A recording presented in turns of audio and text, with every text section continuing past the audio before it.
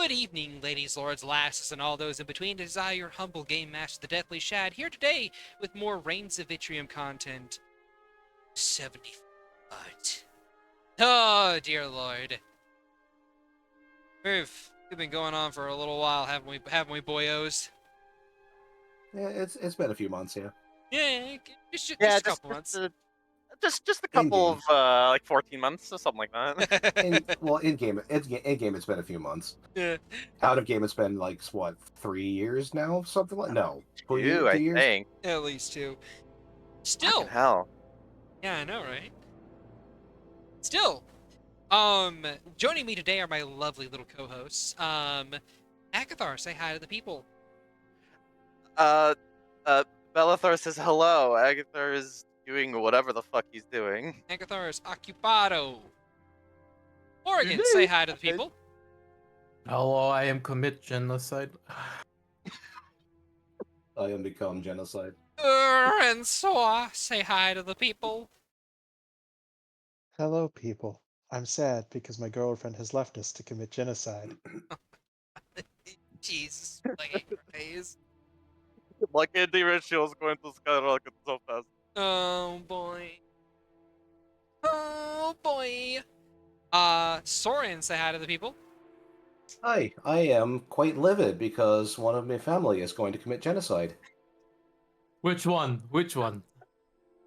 Oh, you know who you are. They sound like Violin, I knew it. they The only sound other like one with a funny accent. they sound like fun. And Vani, say hi to the people. Hello, everyone. I don't know how these people are still here. You know how they continue to function. Understood.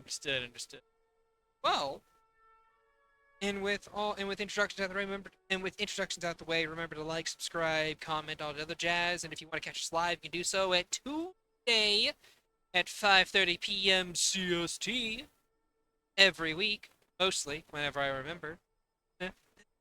And till then, let us continue as we get back into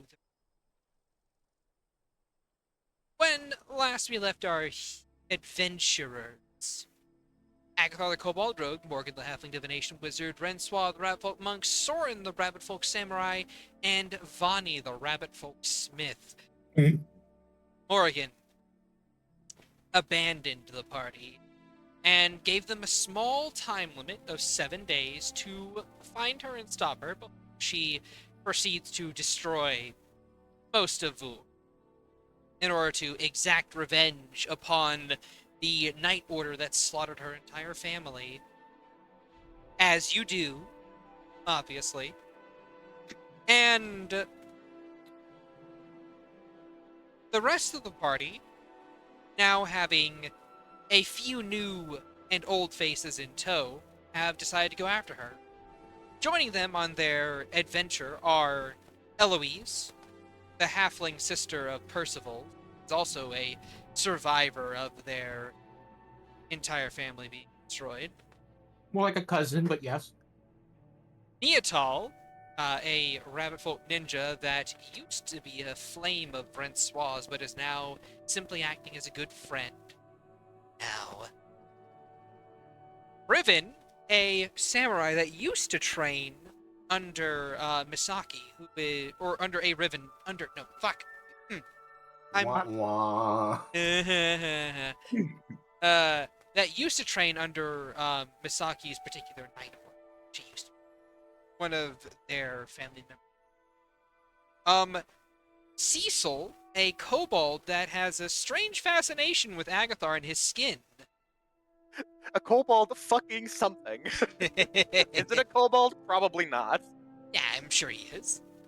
Sure they are. They're a fucking problem, that's what they are. And Lana, a childhood friend of Valen's, who is a lot larger in muscle mass due to some of the training she went through as a young child before she got out.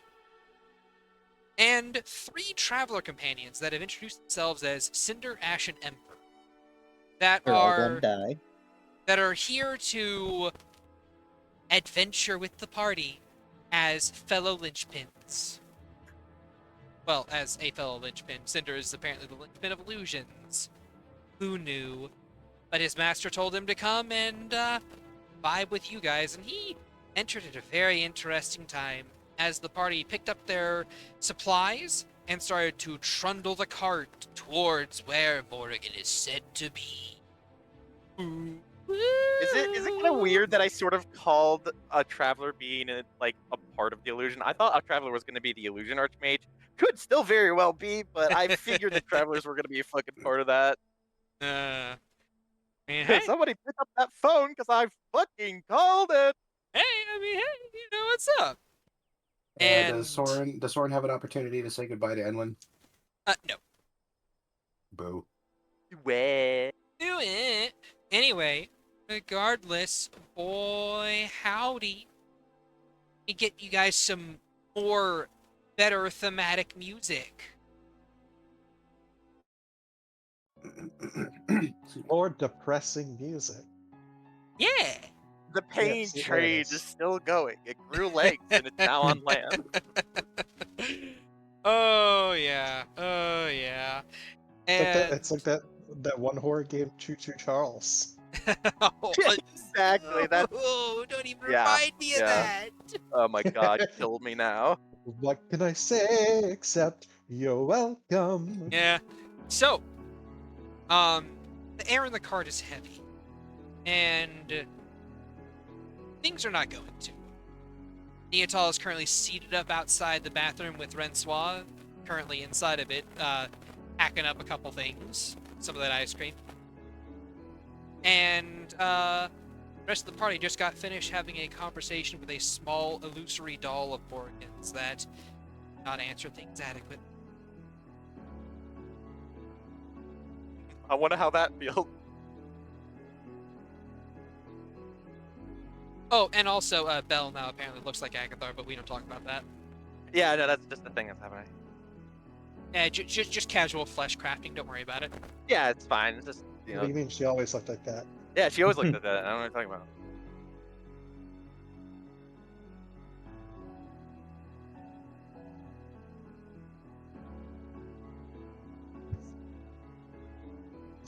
I'm just imagining Soy Fang like shows up. He's like, "Hello, mom." There. This is the wrong one. You're supposed to be saving that for the bedroom. Momthy, sorry. Momthy, sorry. Momthy, sorry. Bumther, sorry. Bumther, sorry.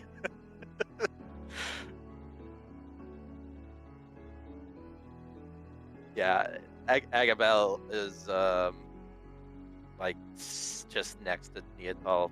Like she's not going anywhere. She is. Her objective is Rensois. So unless dismissed from by Rensois or by Agathar, she ain't fucking going anywhere.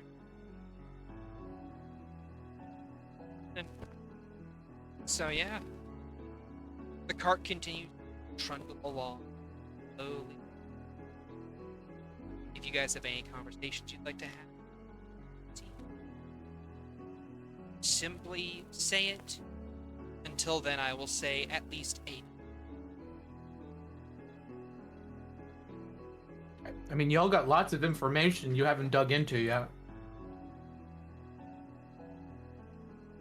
Right.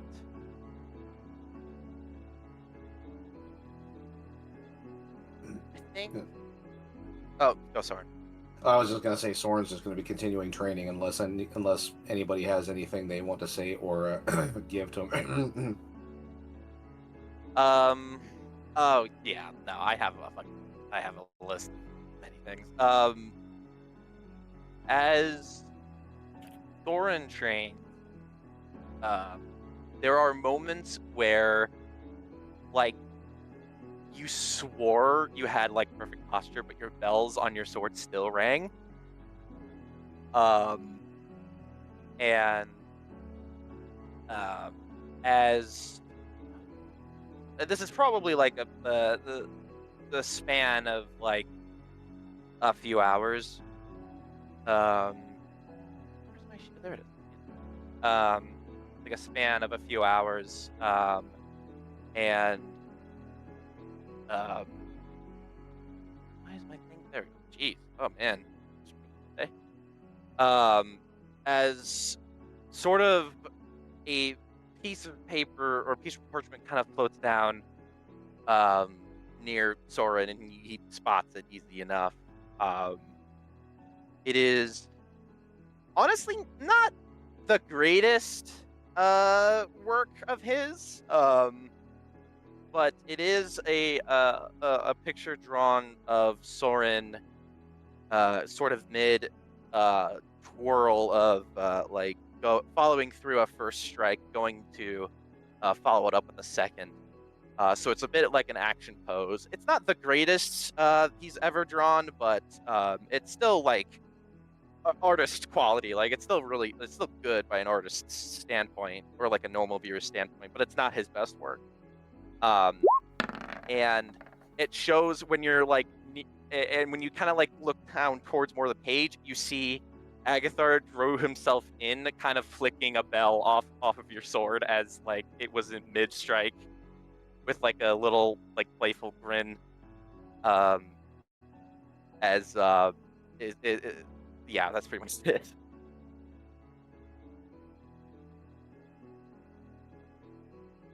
Soren would spot it, but before he does, he gets into another one of his stances, or into a stance that Agathar probably hasn't seen him do yet, or get into yet, and he'll start just like digging his foot like into the soil, and then lifting and stomping, causing another pillar to just rise out of the ground about maybe 15 feet in front of him.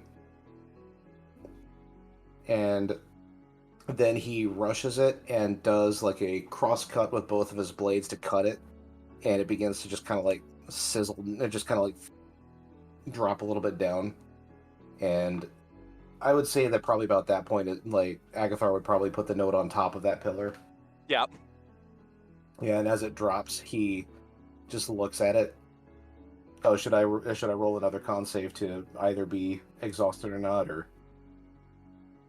Yes. There's for another failed con save. Yay! Yay!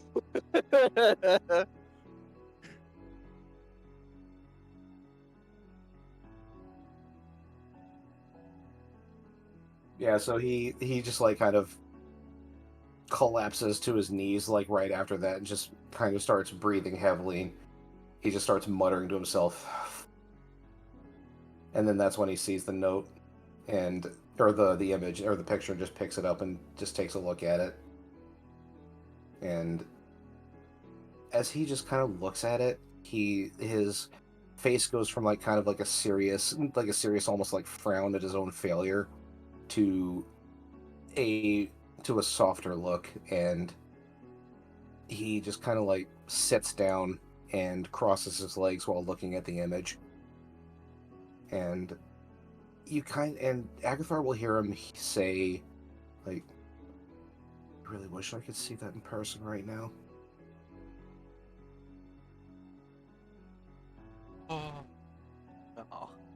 Oh.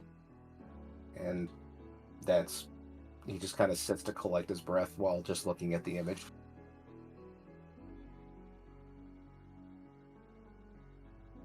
Would using message break what he's doing? That break stealth? Yes. Casting a spell. It That's is, true. but the only verbal component is like the actual speaking part of it. So Casting a spell is casting a spell. I'm gonna say since he's an arcane trickster and it's a message cantrip, that he could probably. Okay, I was like, it's like totally fine if I couldn't. If he would just like cast it and then like immediately reposition. It would require another stealth check. Okay. Yeah, I'm willing to do that. But basically, in a turn, because you're a rogue, you can literally just cast a spell, bonus action, stealth, and then reposition after. But like, 100%. Yeah, 100%. Let me roll it. Oh yeah, Roll20 does this for me a little bit. It like really lags, kicks me off of it, and then I rejoin it, and it's fine. Eee. Hey, Soren, passive perception. 17. Okay. Let me exit and rejoin it. Yeah. So you get from the message, you do hear his voice, and it sounds. It does sound a little tingy, like it's behind something. Sort of like how, like a knight would talk through their metal helmet. It kind of sounds like that. But he says, I wish I was there with you, but I'm on to something, and I need to chase this feeling. This won't be forever. When this is over, when Mori has been dealt with, I promise you, we'll have our time, I promise. But right now I'm gonna have to be sneaky. I hope you forgive me. You're gonna need to speak up a bit. I was just talking into a metal bug. Yeah, you're gonna need to speak up a little bit. But Yeah, I I understood heard. what he said, though. Okay, all right. He continues sitting there catching his breath, but Agathar will see him just like close his eyes and like nod slowly and kind of like wipe under his right eye and then his left and take a deep breath and then just kind of sigh.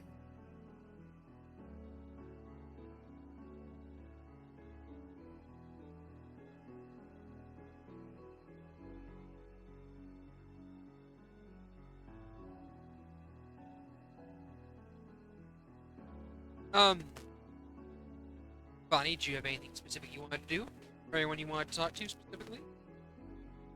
No, not really. No, not really. Not on this day. Give it probably give it some time for people to adjust.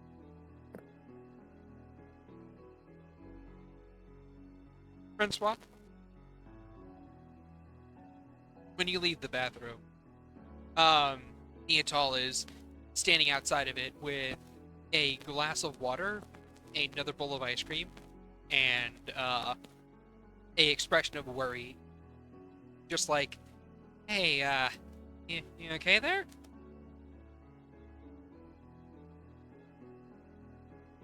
She'll shakily reach out and kind of she'll grab the water and down it in a couple of gulps for seeming to remember to breathe as she pulls it away from her lips with a light gasp, wiping at a corner of her mouth with the back of her paw.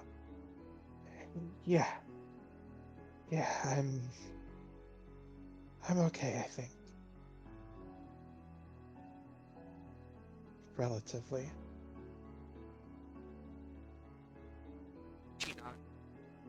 That's to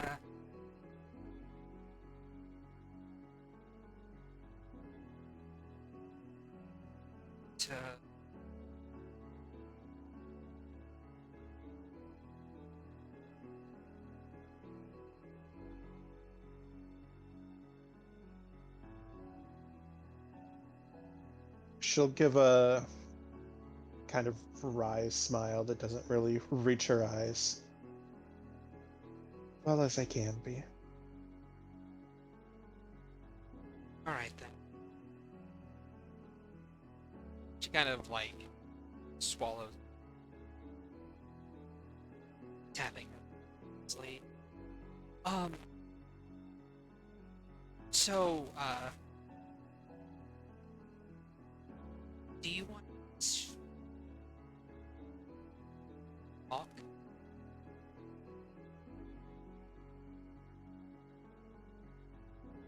Maybe you could show me that rock collector.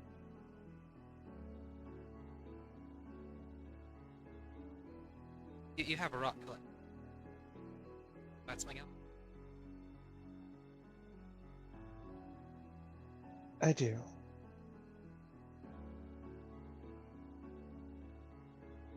She'll gently or quietly close the bathroom door behind her. Hey.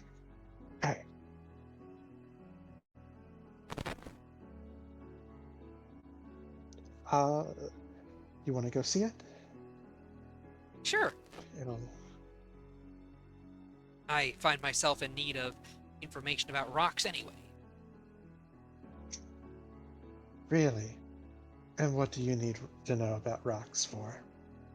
You know, the Mm. difference between precious rocks and non-precious rocks. She quirks an eyebrow. I somehow highly doubt that you would be fooled by fake gemstones. I mean, she kind But, of. as she gets a small grin, do you know what pyrite is? I will roll. Let's see if she knows what pyrite is. I'm gonna say that's a check. All right. She she shakes her head. No, I do not know what that is. Well then, If you want, you may insight.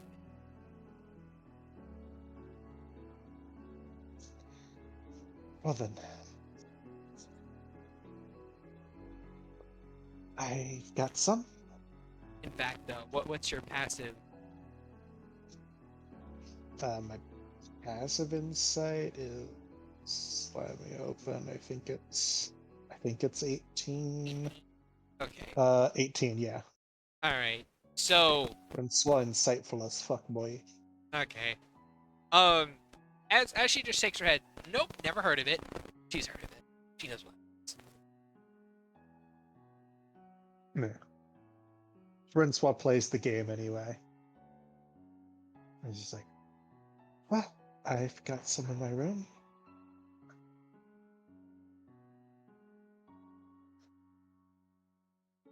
Nice. Let's go see where it is. And I'd imagine the two of you begin to make your way up to you. Yes.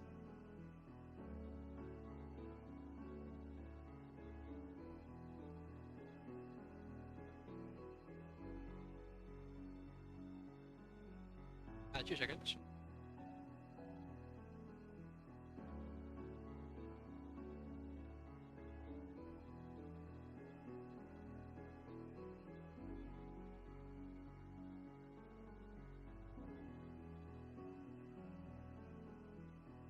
At any rate, so yeah, the two of you make your way up to your room. And unless you want to Oh pull no, that I've scene, had a horribly cursed thought. go for it. I'm debating on whether Rincewa would be one of those. It's like the healing power of crystals. No, I don't think I mean, magic she exists. wouldn't. It would. Why not She would. crystals? Oh, yeah, no. It wouldn't be. Aw. If anything, Mel would quite literally beat that out of her. Why? No. She wouldn't. Dearie, let's see how well those healing crystals help you after fighting a dragon. It's Down just to a the baby dragon. Is And an Mori's adult the dragon. bad one. It's just a baby dragon, Rinswall. You can survive one fire breath, can't you? Looks at It's an just adult a baby dragon. dragon. It's only have what 1200 attack. Wait, wrong franchise. So yeah, the two of you make your way up to your and discuss rocks, and unless you want to do a bit more with that scene, there, it's up to you. Do you wish Bellathar to be with you when you go? She's on your hip.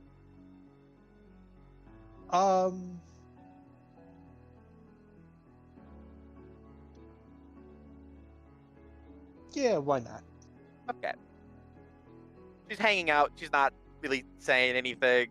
She's more there for emotional support. And yeah, and Red Swab would just kind of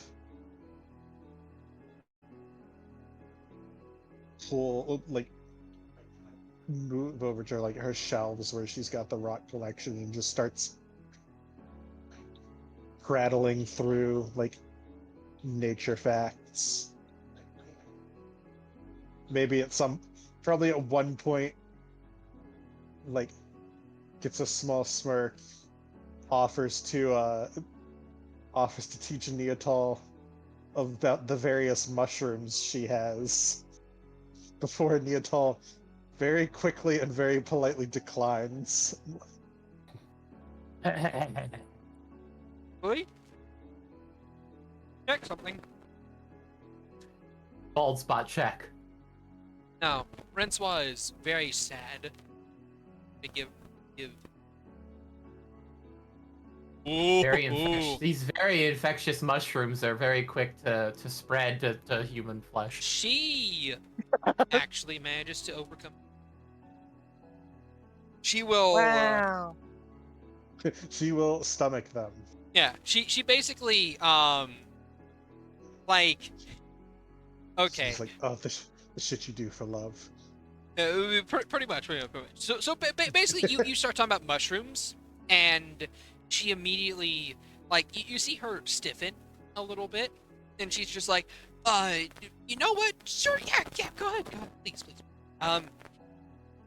In fact, I have a question about the mushroom. Are they? Deadly.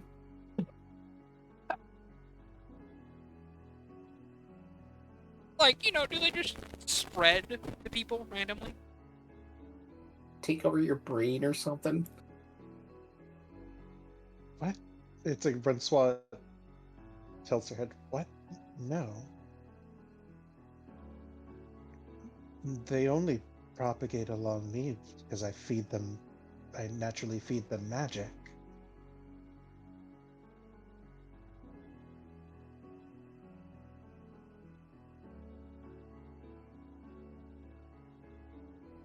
Only because I have druid training. They're not just gonna randomly sprout on you, I promise. Okay, sorry. People, told me otherwise. Like, People being Morrigan. well, I didn't want to bring her up, but yeah, she did.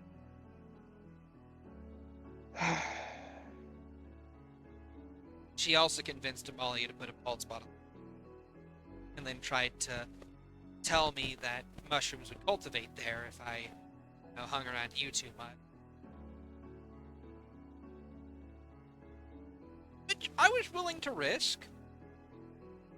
I enjoy your company. And also, I figured if anyone would know how to get mushrooms off the body, it would be.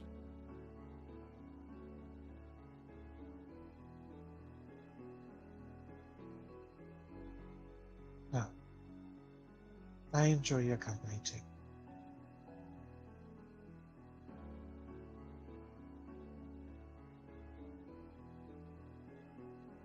How is Renswell look? Let's. I'm debating if I want to do D100 or a con save. Actually, not con save, charisma save, because emotions. She has mostly calmed herself. The distraction has proven effective of just kind of draw her mind away from, the conversations with the illusion doll.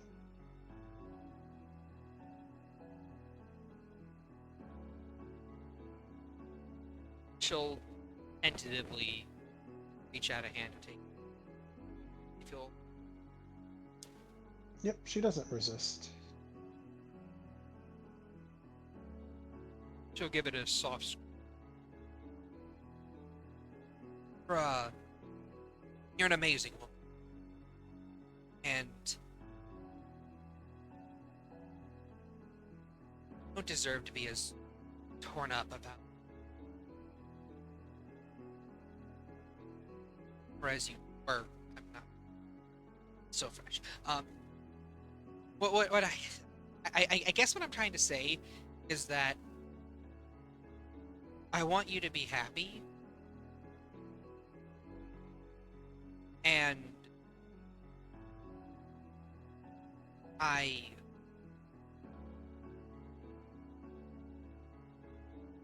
think that someone willing to kind of their own selfish needs wants above you, someone not worth.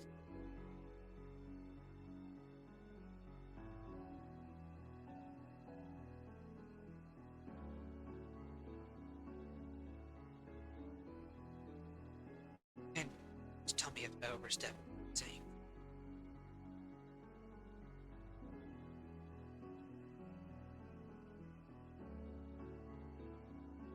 Just... I don't know. Did I do something wrong? Was I not good enough for her, or Wasn't it?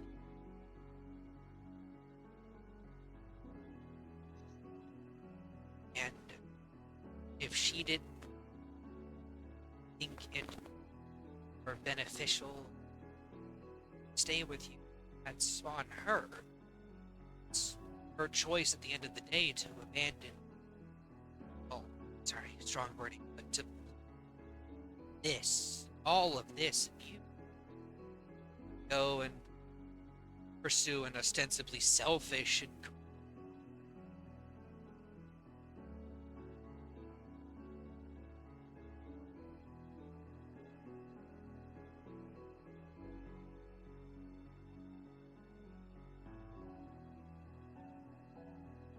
I've known a couple people.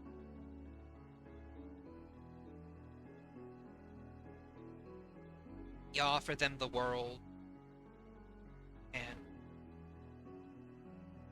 they just don't want it. Wrapped up in their own.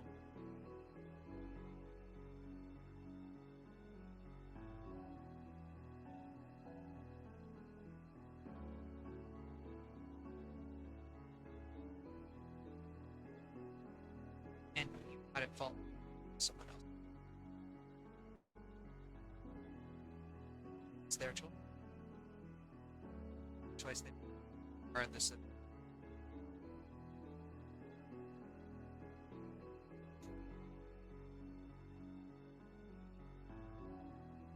I wish that it was different.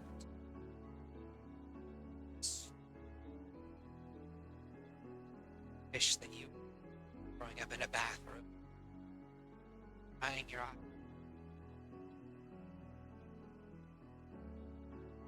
See visage of her that wouldn't even answer your basic questions.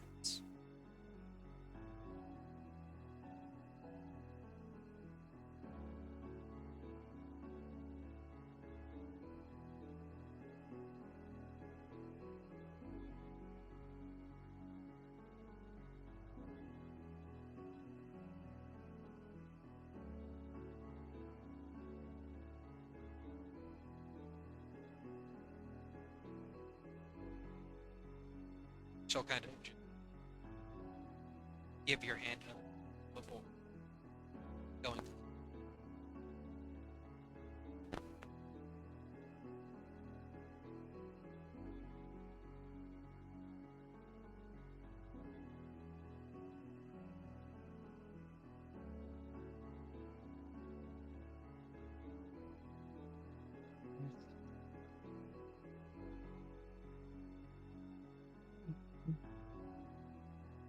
I don't know. It's just.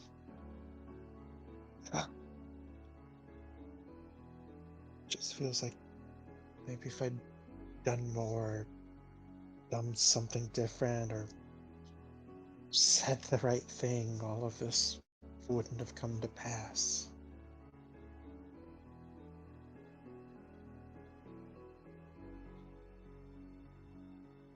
Exactly. Not if I was perfect daughter, my family.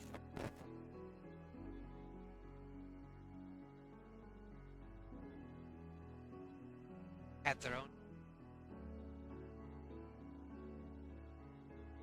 divine sin.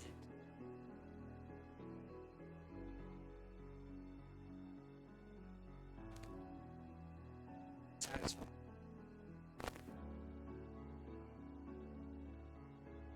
But that doesn't mean myself that I should. So, not being. Should. So your mic is shitting itself. Yeah, it's now it's getting staticky. Yeah. I love my microphone. It's like the I- more it goes on, the more it starts to. Okay. How is it now? It's good now. Okay, cool. It's just waiting for the perfect moment to start shitting itself. I know, right? Gonna need to fucking sync audio and anyway, moving along. Yeah. Yeah, no, it's like it was like I was like, it's cutting out like every 20th word. It's not worth telling him. And then it's like, well, now it's cutting out every like 10th word. Now it's cutting out every third. But now it's counting. out. It's like now I can hear every third. Oh, lovely technology. We love you, technology. Anyway, Sarcasm. so Yeah, what parts? she was basically like the start of her little monologue about being the perfect daughter. Okay, okay. All right.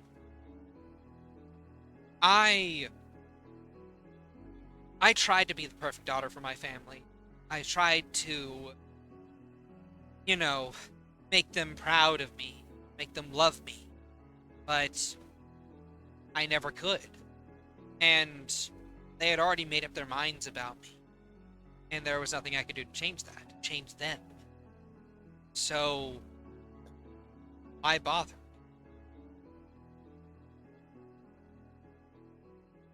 And so I stopped. And I blamed myself at the time for not being. I thought to myself, if there was something I could do, some way I could word things, some grand thing that I could do, some grand display of affection, of love that I could show them that would make them love me like they're supposed to. But I never could. And it's not my fault. Never was. And it's not your fault either. Never has been.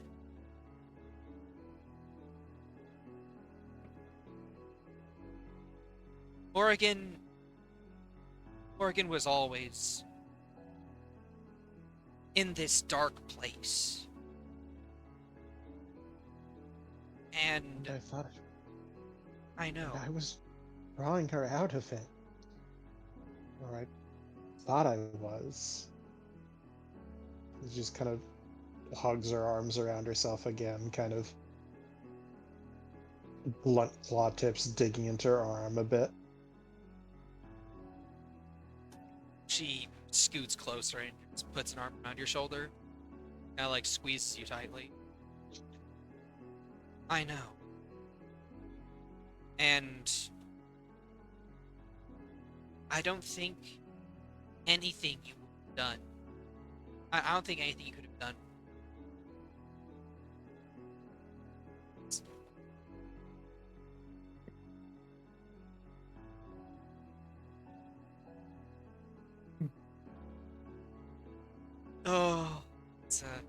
it's a great thing to see there. Yeah. Goofers. Yeah. What? Extra recording has only just started because accidentally camera. Well, Oh, We're gonna call this the scuffed episode. no. Oh, oh, Shad, there's many no. episodes with that I was title. going to say, I'm like, this is the scuffed episode. Hey, quiet, okay? I try. Anyway, as I was saying, she puts an arm around you and she says, "There's nothing you could have done that would have satisfied her." And I don't think that she ever would have been satisfied, not without her revenge, her perfect ending, so to speak. And that's not on you. That's on her. It's on her for not letting go, for actively choosing to just keep going. Despite all the warnings, despite all the goodness in her life, despite the family, this cart that she supposedly built for you guys, all of it just to be thrown away at the earliest convenience. Or maybe latest convenience. I don't know. I mean, maybe, like, maybe she's just been planning this whole time.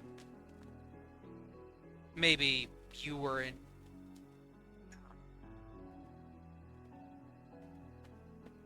You probably don't want to hear my theories.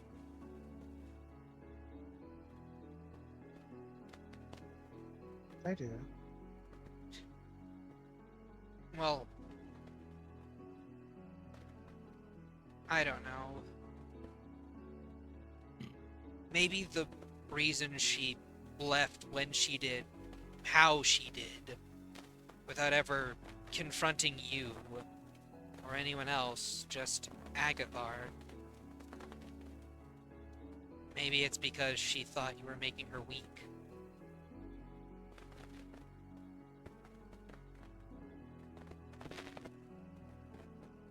Does- Definitely detested feeling weak. Yeah. Hopeless. What she did as a child.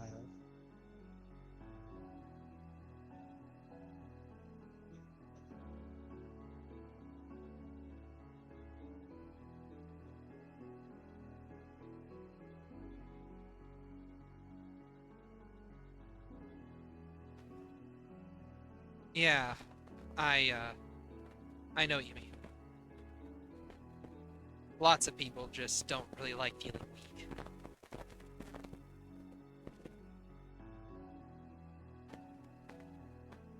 So, I understand that. I guess I can too. I feel it right now, actually.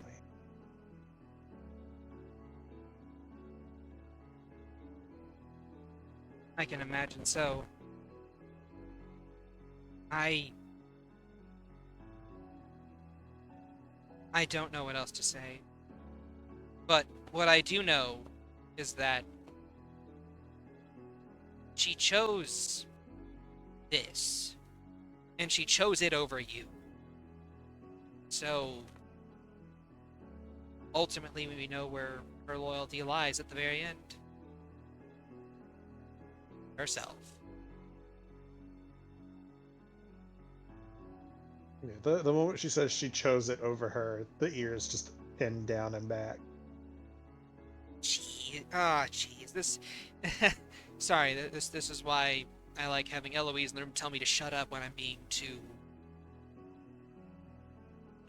I'm sorry.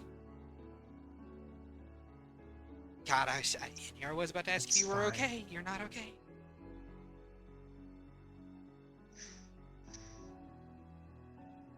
Hope I'm helping more than I'm hurting. You are. Thank you for just being here. time. Like, literally any time. That's why I gave you my sending stone all that time ago.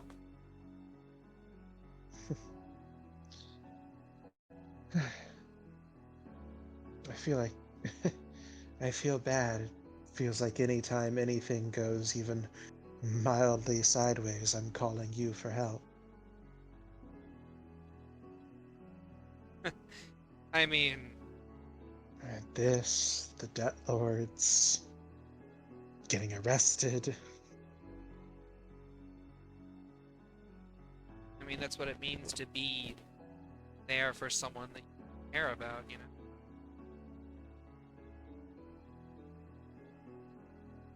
Kind of always on call.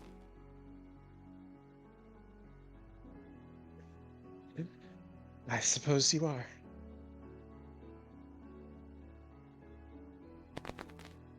She gives her a soft squeeze. Hey, you want to see a cool trick I picked up from Ribbon? From Riven. Really? Yeah. Oh yeah, from Ribbon.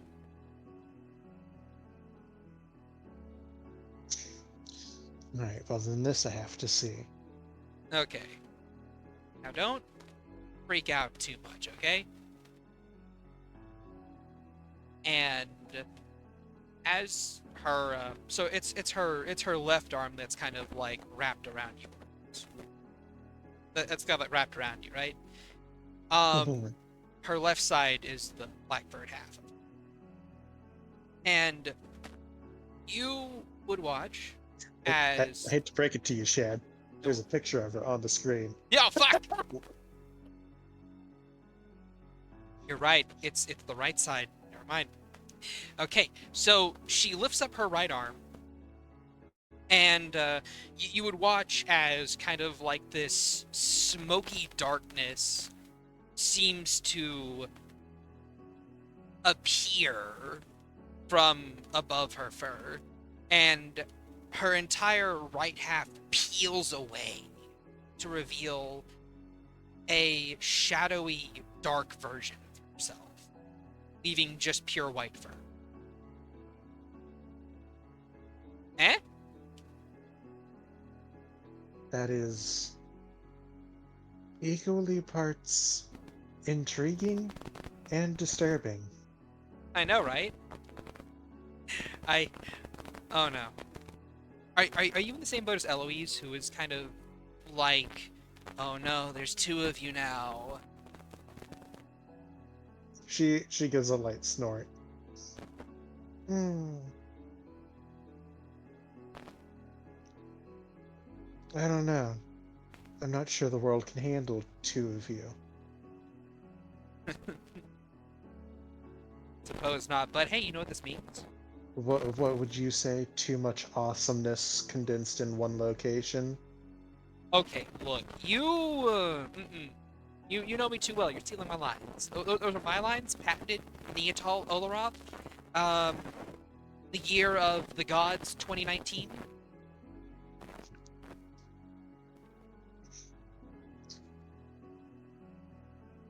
She just smiles and chuckles lightly. But hey, you know what this means?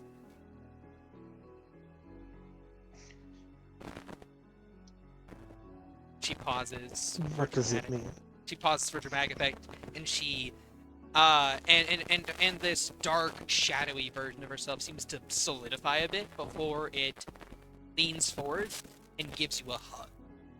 Like, the hug itself is more ethereal and smoky, but there's still some solidness to it. It's like you're hugging Wendy. Like, it's solid in that you can kind of like feel it, it's tangibly there, but also it feels as if you squeeze too tightly, you just kind of like poof it. And while the shadowy half is hugging, she then hugs Francois from behind. She's like, double the hugs.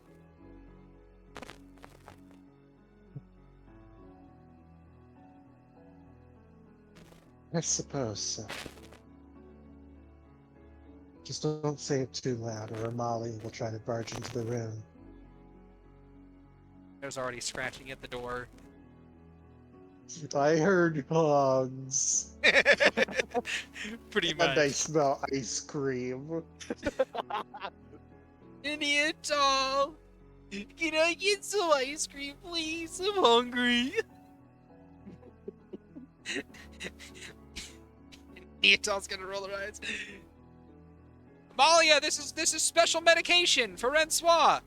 It smells like ice cream.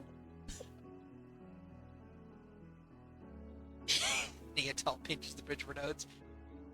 How does a slime have a sense of smell? I don't question it, especially with her. I guess I should go feed the slime. Agabella kind of just been watching this entire time, and then just like, I could if you wish. Oh, yeah, sure, go ahead. Honestly, I forgot you were there. Hi. Yeah, I've been quiet, just kind of letting you have your moment.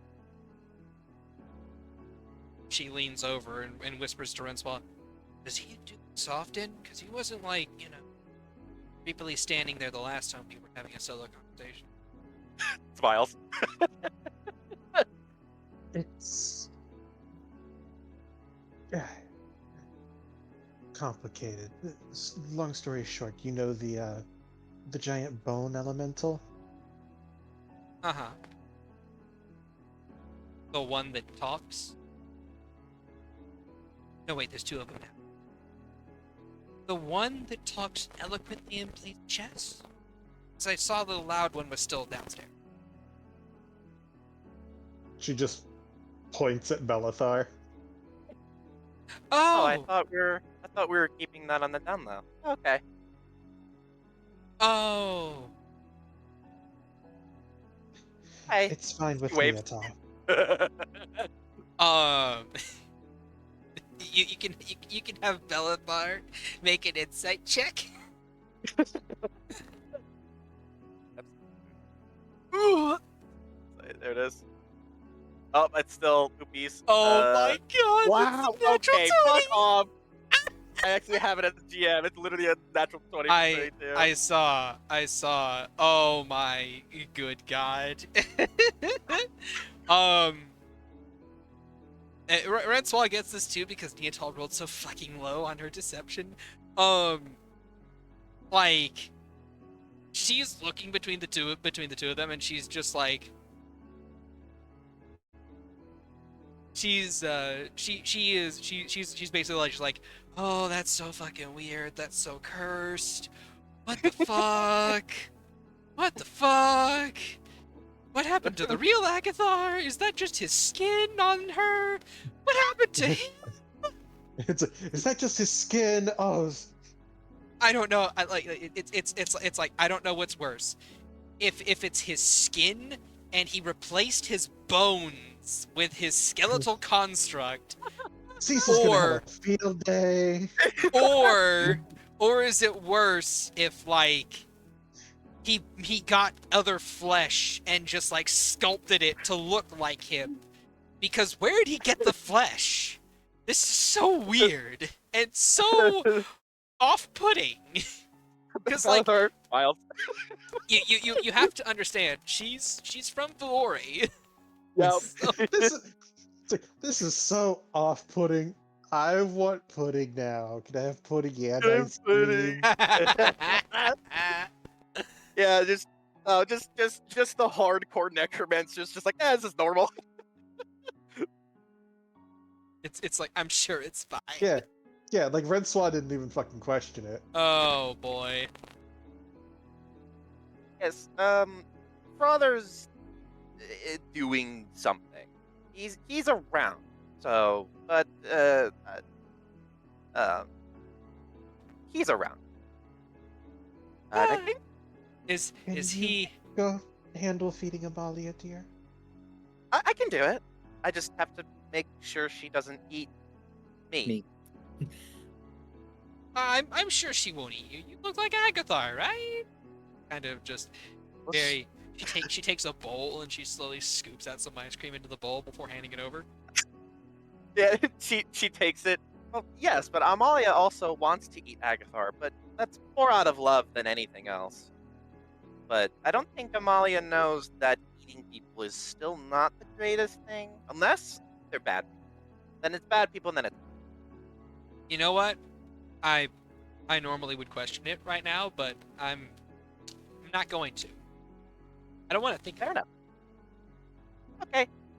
And for thing, father used a little bit of his old malt when he shed recently. It's a whole thing. I I was don't need to promised know the big details. bow after this. Okay. She looks over at Renzo. Your secret's safe with me, want- though. I appreciate that, especially for everything else. And she looks at Renzo. Do you want me to come back after I feed her? Up to you, dear. Although I believe I'll be plenty safe here. Okay. If you I'll decide after. I'm not sure what I want to do, but I want to help. I want to help on. Maybe you could try helping the others downstate. I guess so. I've got Renswalk covered with both emotional support, plushy me, and she gestures to the dark shadow Neatal, and regular emotional support me. I suppose that's fair. And ice Okay. cream. And ice cream. And wine. Okay. Whenever that's prudent. The emotionalist of supports. Exactly. Okay. If you need me, please come get me, okay? She nods. I'll be sure. She before turning to leave, she turns back and kind of hops over to Francois to give her like a quick hug. And she will head out to feed feed Amalia. You open the door. Or, sorry, Bellathar opens the door. The entire space is taken up by green ichor, just completely coating the doorway. And slowly it slithers back into, like, the exoskeletal shell. While he's just like, you came out of the room! I'm not allowed to enter those. That's correct. They'll be fine. Come on, and she will like ice cream! move around her. And She'll move around her and run off to the living room. I need Bellathar to make a deck save. She is Oh, okay. holding the ice cream. Fair enough. No. So No. like I don't know Amalia if it's anymore. Amalia reaches out with her large hands and just kind of like grips Bellathar. You hear like a little squeaky toy, a little eek before just into the belly. I guess that works. And while Bellathar is in the is inside of Amalia's belly, like she would notice that the ice cream in the bowls just starts rapidly bubbling around, just like sizzling away, but nothing else around her. Okay. Concerning. Amalia's like, thanks, and then she reaches in and just closes the door. Neatal looks to Renswalk. It should be fine. Okay. She kind of blinks and tilts her head at me. It is still oddly disconcerting seeing you with half your color gone. Oh. Yeah. Well, it's hard to explain. Think of it like pseudo shadow magic, I guess.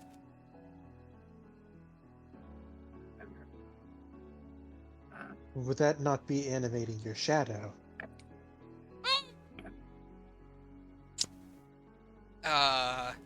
she kind of like glances down to where her feet are as she stands up, and for the first time since you're now in a well-lit room with her, not distracted by other things, as she points it out, you notice she has no shadow. Huh. Yeah. I suppose that would explain why it's able to. Well, why it's not simply half of a rabbit. Yeah. Basically, the dark coloration of my fur and the shadow make a full combination.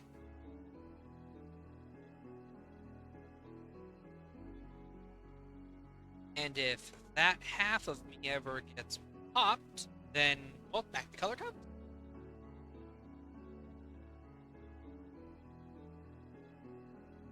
Interesting.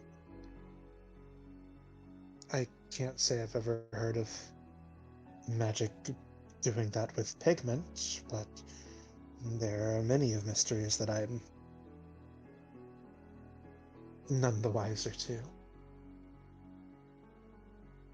Yeah, I'm a bit of an enigma in some circles, but this allows me to do, and she'll kind of like hold two fingers, make a whirling motion, and now all of a sudden she is the one hugging you as the two of them swap places.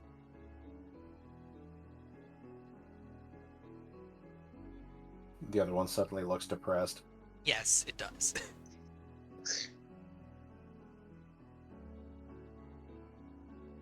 And the shadow's just like, it should have been me. It's like, it was you, Oddly- share. Oddly enough, the shadow just slumps, just like, oh. And then she just kind of like smirks at it before making the same gesture as the two of them swap places again. There you go. The shadow going and just squeezing harder.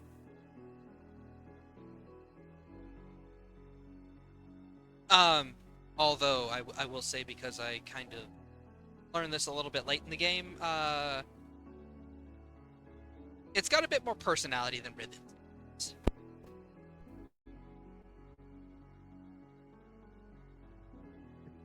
I'm noticing. Yeah. In fact, she kind of holds up a hand as her shadowy self is kind of like pointing at her aggressively. I know. Sorry, I should have introduced her. Her name is Latane.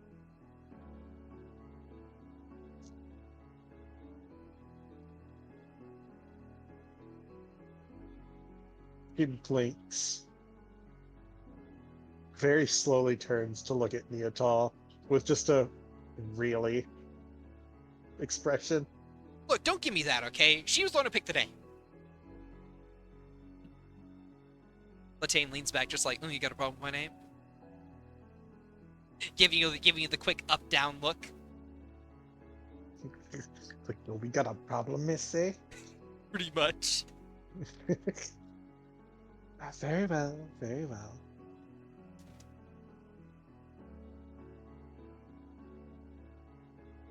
And with that, unless you have anything else you'd like to say, I will say that two of you, the rest of your together, rocks and mushrooms. Indeed.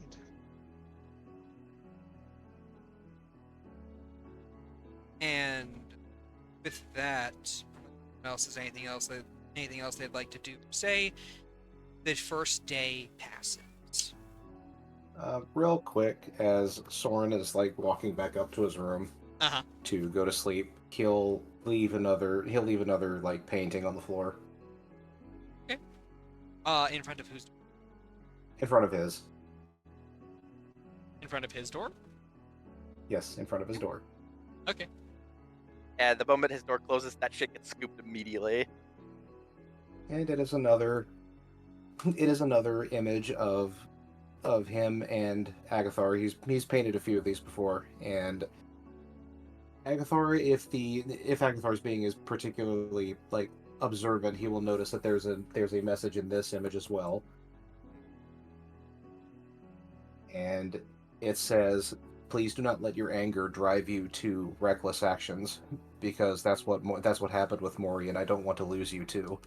Aww. If there's ever a time when you're feeling overly angry, please come talk to me, and we'll get through it." That's basically it. Okay. Right.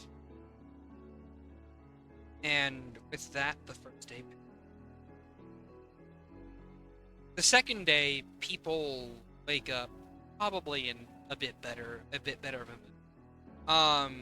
Out of curiosity, Renzwa, do you sleep alone in your room, or what? Hmm.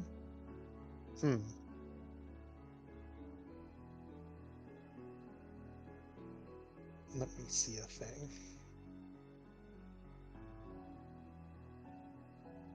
Let me think of how I want to arrange this numbers wise. I'm gonna roll a d100. For it. Got it. Okay.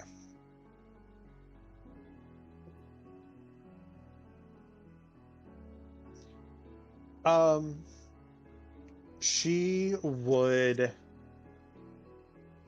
help Neatal, get settled in one of the guest rooms. But there would be a point somewhere in the night, probably around I'd say maybe 1 a.m. and Neatal would get a knock.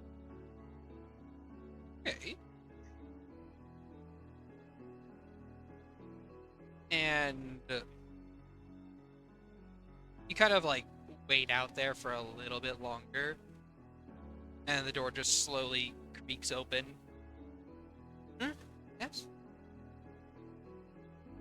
Oh, sorry. Did I wake you?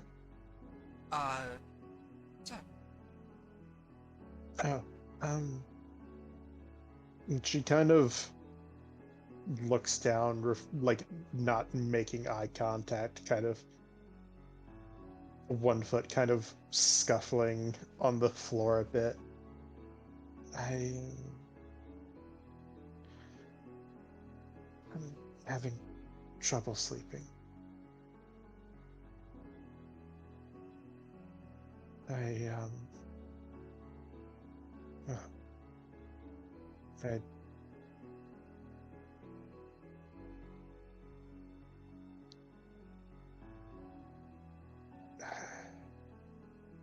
no, I just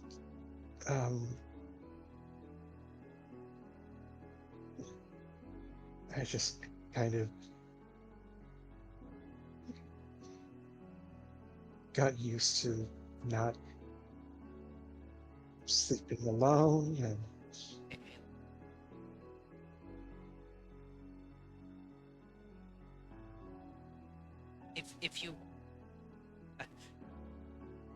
If you want, you can sleep with Tane. Be specific. If you don't want physical contact and stuff, someone to sleep with instead. Just sorry.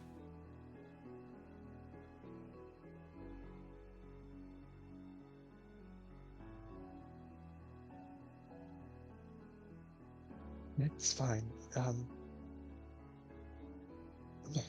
My bed is honestly more than big enough, even after my growth spurt.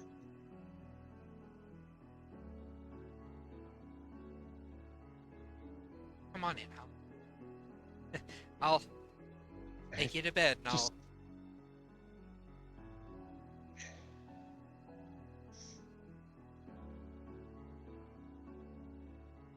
just want someone to be there in case I have another nightmare.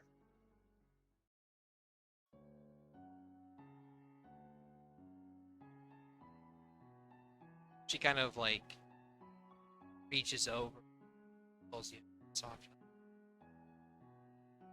She kind of like she awkwardly looks up to you, taller than her now.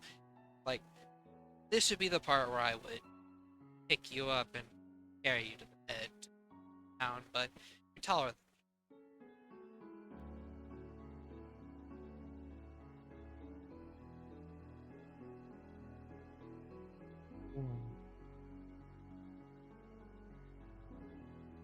Hmm. I have an idea.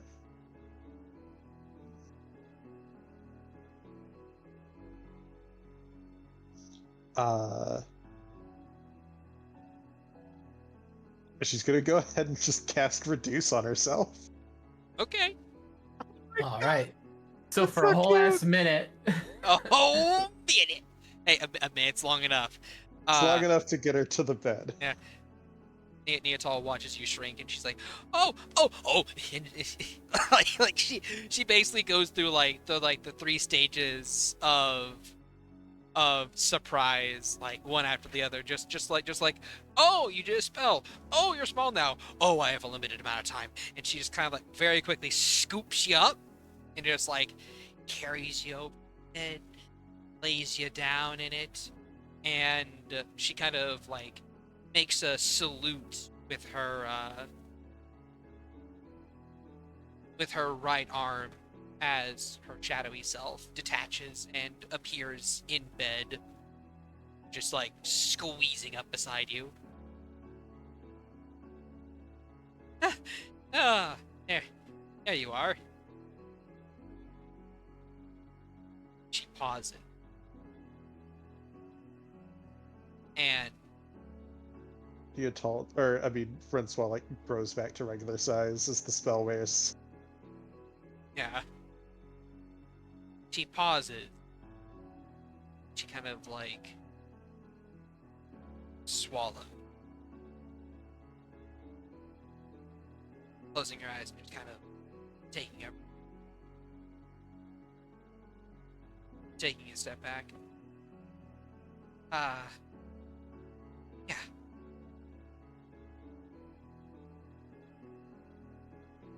Does that help?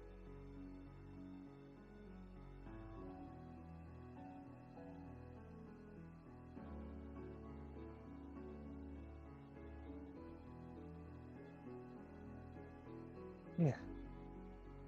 This is nice.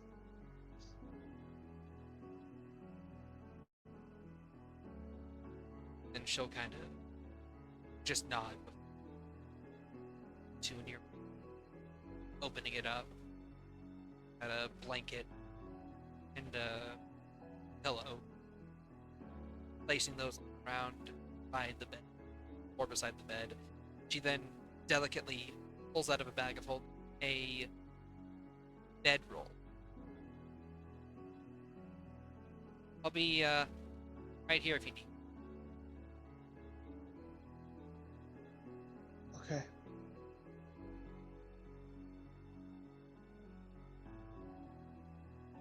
Thank Inside you. You may inside if you wish, Prince.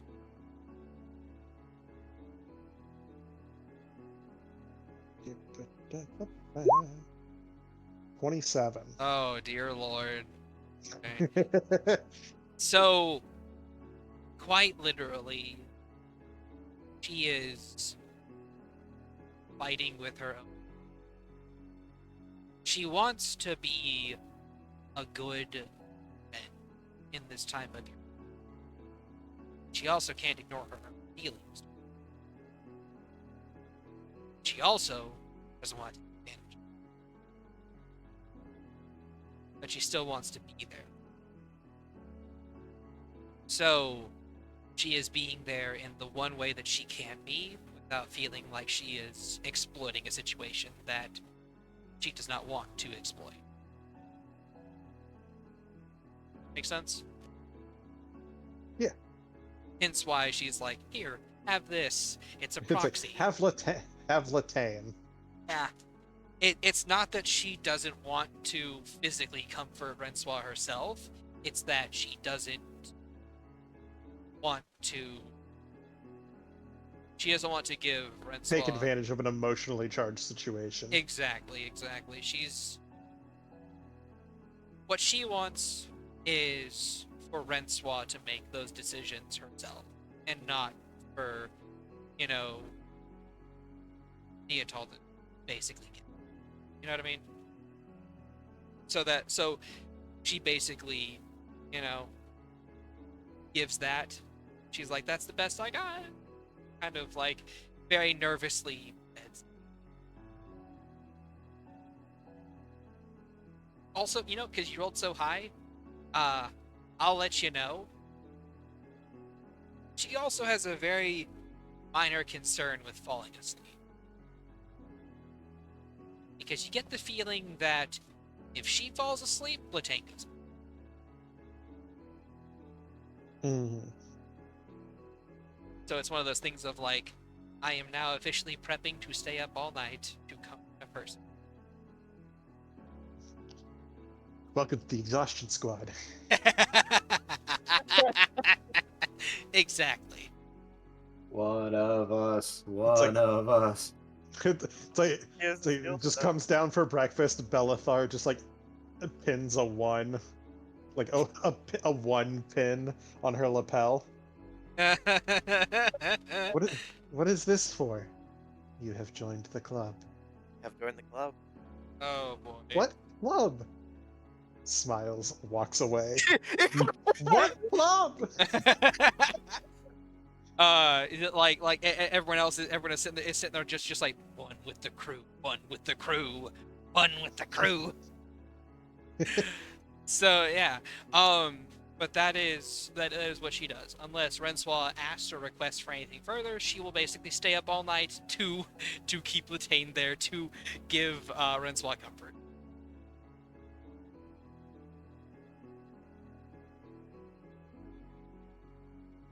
And she will slowly fade back off to sleep.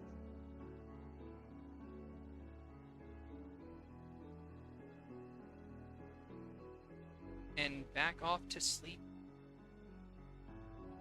with a shadow that basically is just like arms around chest, legs around legs, squeeze.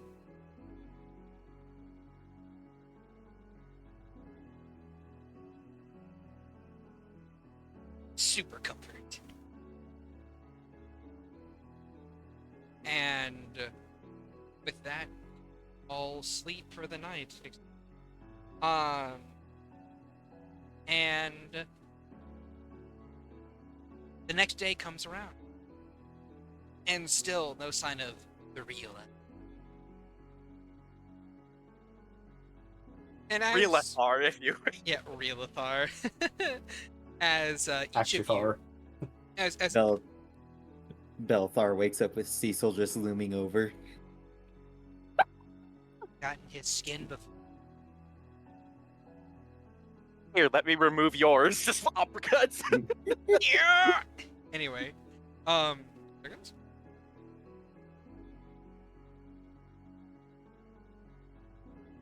Popcorn.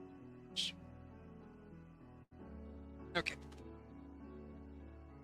God, you fucking. Okay. How is this? Okay. So good. Looking good. Okay. So, where was I? Oh yeah.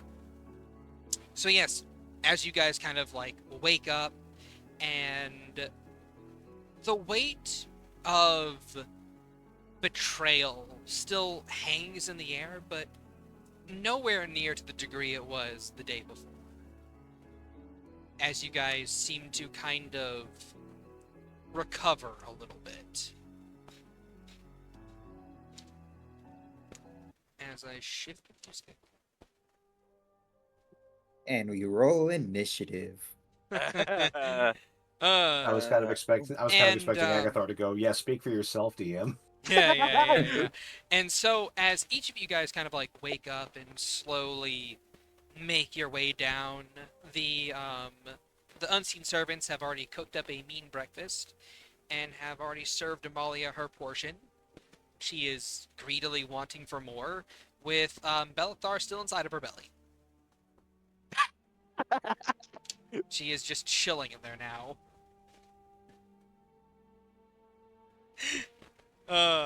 And as each of you guys kind of like come downstairs, how does the morning find? We will say we'll start with Soren first. Soren, how does the morning find you? Well, Agathar did something over the night, didn't he? He sure did. Yeah. You want to regale Oh, them yeah. with that? Yeah, Agathar wrote a note for Soren, and just gave it to him while he was asleep, and did one or two minor things, and then snuck out. And Soren just basically wakes up and notices the note, takes it and reads it, and he just kind of like sits up, like onto his bed, and just kind of stares at the note for a little bit before he just like clutches it close to him and then just kind of rolls backward and back onto his side, and he just starts to softly cry. Oh my god! You want to read the note at least for the audience? No. Well, this was kind of tossed to me in DMs, and I cleared it with Agathar before mentioning it. So, do you want to read it, or do you want me to read it, or do you want to leave it unsaid? I'll read it. I'll read it. Right.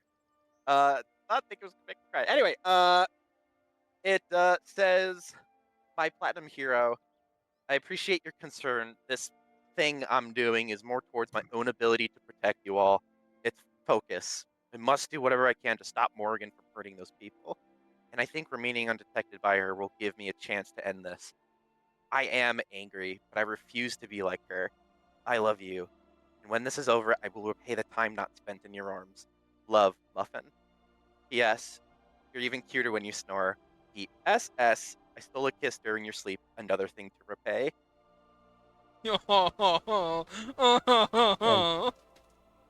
He's and as he's like kind of just like sitting there, like kind of softly weeping to himself, he just goes, "It's PSS, you button. It's PPS, you button." And then you And hear he's taking after me.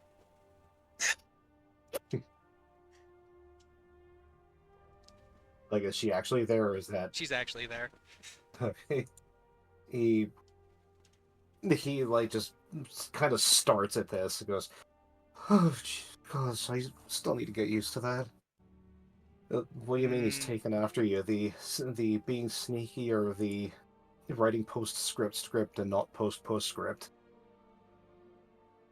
And then she disappears. He just like wipes his eyes while frowning and goes, "Typical." And just gets up and starts getting ready for the day.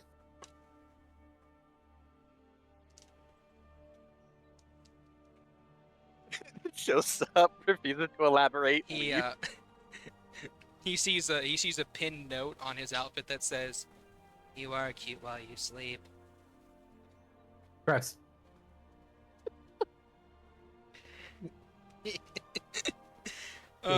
He doesn't know how to respond to that, but he just kind of takes it and just folds it and puts it into his pocket, and then as he's starting towards the door, he goes, "I suppose I should learn from Maggie. I need to focus too." And he leaves his room with his blades and starts heading down for breakfast. All right, Vonnie, what are you up to? Bonnie's just waking up. Reaches in, out of habit, reaches into one of her smaller pouches and pops in a little good berry. Very Crunches on nice. it. It's like, oh, yeah, food. Oh well.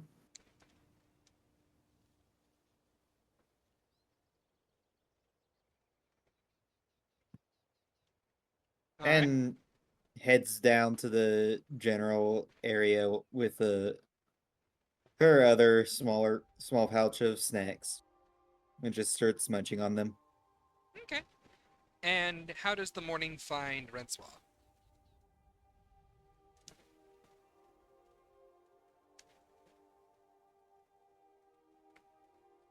Uh, Renslaw kind of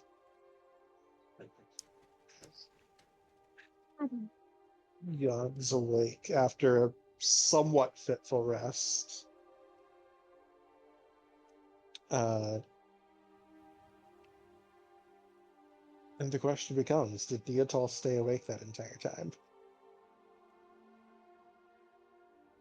Yes, she did.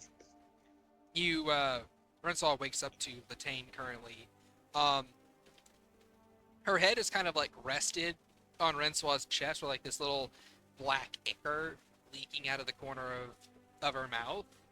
Drool, quotation marks. And Neotol is still turned away from the bed, facing the other direction.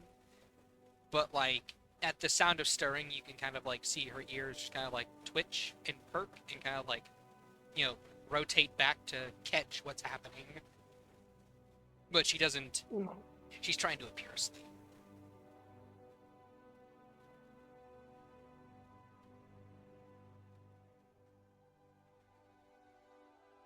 I say. Renswa would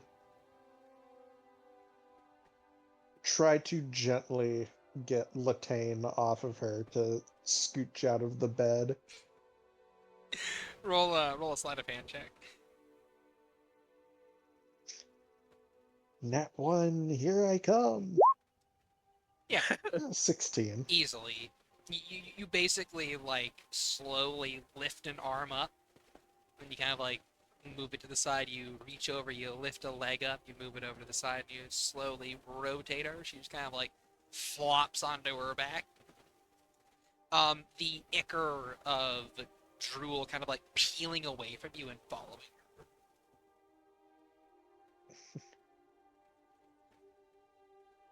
And she will, move over to kind of one corner of the room and do her morning meditation.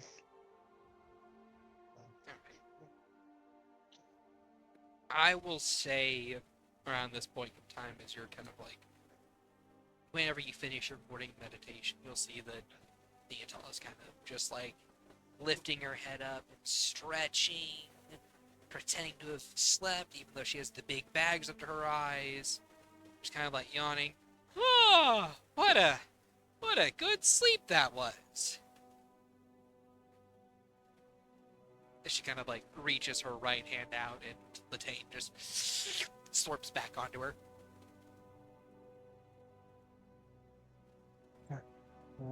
Sorry for waking you last night. Huh? What? Nah, so big deal. Oh. Well, shall we join the others downstairs for breakfast? Yeah, we should. I'm unsure if the carriage unseen servants would be preparing breakfast or not. Well, considering Amalia's knocking on our door right now trying to get the rest of the ice cream, I would assume that yes, they probably are supplying. To be fair, Amalia would be knocking on the door for ice cream regardless.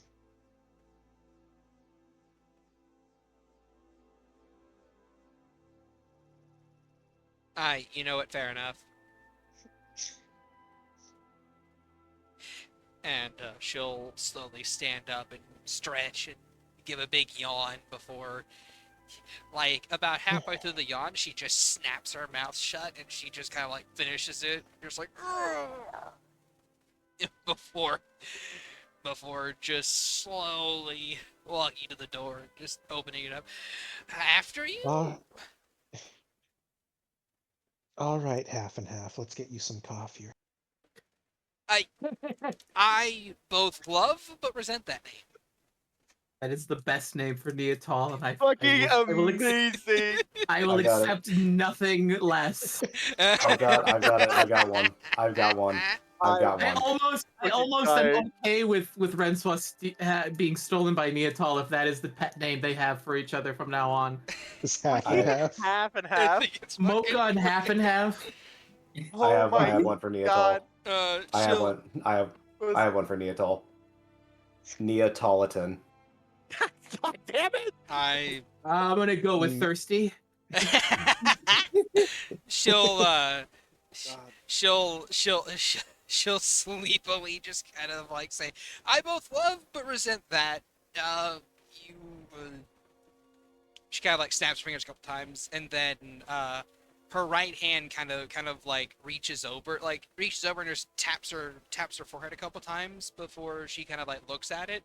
She's like, and she snaps her fingers. Ah, mocha. There's a good one for you. How do you like that? Just stealing my stuff. Fuck yeah, I am. That's shade copyrighted. Well, maybe if you were here to protect it, it wouldn't be stolen. Yeah. I'm sorry. Did you want your D&D to be boring? All right. Anyway, No, I'm just saying, Just get Yeah. look. It's listening to the shit on Morrigan hour. I get it. and anyway, go. How does Rinsel respond to that?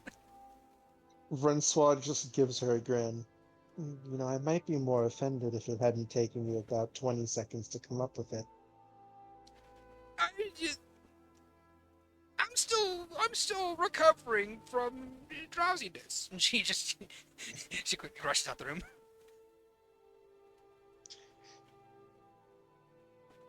Francois just shakes her head and follows down the stairs. All right. And as each of you make your way downstairs, you see that there are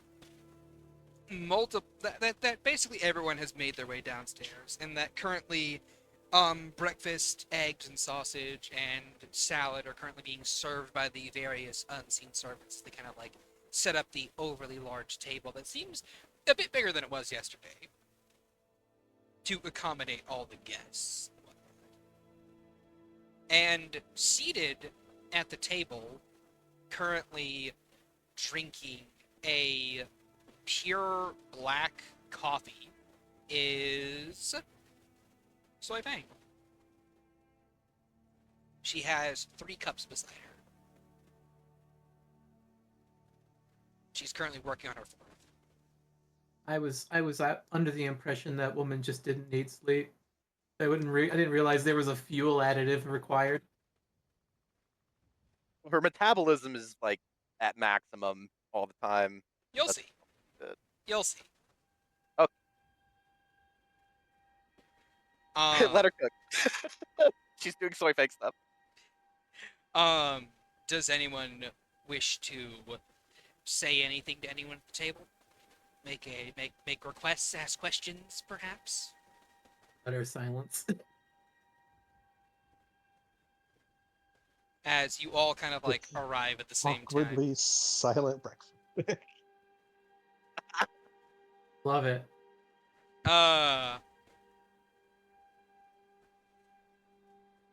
Does Bellathar have anything they want to ask or say?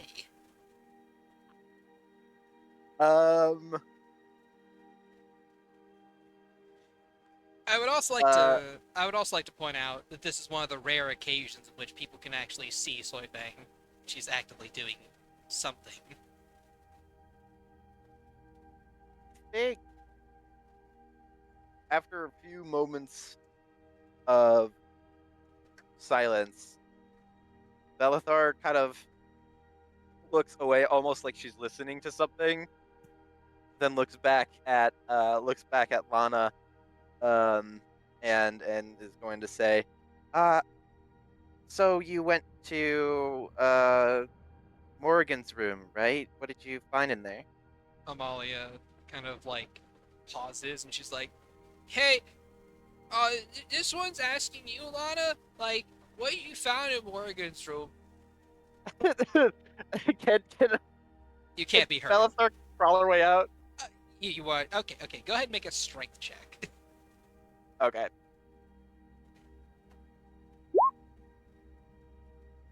Damn it. You start wiggling and writhing around. She's like, oh yeah, you want out. Oh, I'm sorry. I should have spit you out a little while ago. I forgot you were in there. Exactly. I forgot you were in there until you started speaking. And she's just kind of like reaches in, just like. And even when just you started pulls you speaking, out. I forgot you were in there. Just pulls you out of her belly and just sits you down. The various leftover slime just slithering off of you and onto her fingertips before just absorbing back into her. Thank you. So Lana turns and just nods to the corkboard with the ritual circles with the various designs for circles, and then she nods to the lantern that they found. She basically nods to the items that they found inside of there. Well, aside from that corkboard over there and the lantern and this journal, which is still over there in that pile, that's really all we found. There are books. There are also books and stuff.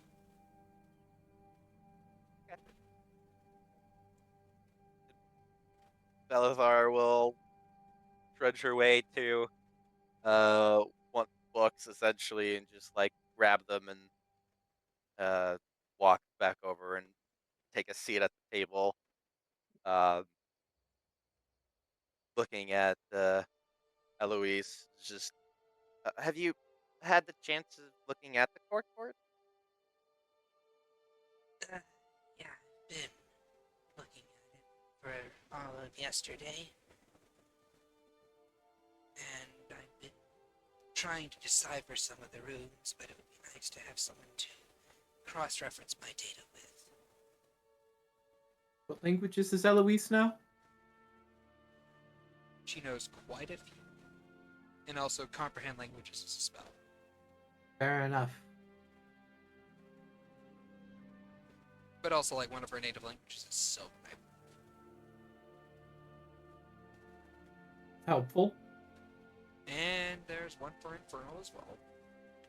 Or is it Abyssal? I forget which. She basically knows all the languages that Morrigan. Since they grew up in the same civilization as one another. I mean, some of the language she learned after the fact, but yeah, Yes. no, I think she knows the required languages to at least read what the circle is base written in. Yes. So, what information is she able to give to the party? Roll an Arcana check. Oh boy. I'm gonna give her advantage on this because this is witchcraft. She knows witchcraft. Some of it is witchcraft. Do you want, for the hell of it, the bardic inspiration? Go for it. Sure, that's a D8. Alright. Hooray! Roll your D8, please. I think you roll it. You roll it, yeah. Okay. I'll roll And it. because it I'll roll a because D8. it is an ability check, he also gets something else. Yeah, Creation Bard. Ability check. Oh, it can be rolled again. Okay. So I roll it. I think I'll take the 8. Oh, yeah, don't need it. You don't want the 1? You don't want a 1? You want an 8? All Alright, roll a natural 1 now. No. For this particular check, it is a 27. With the 8? Yes, with the 8, it's 27.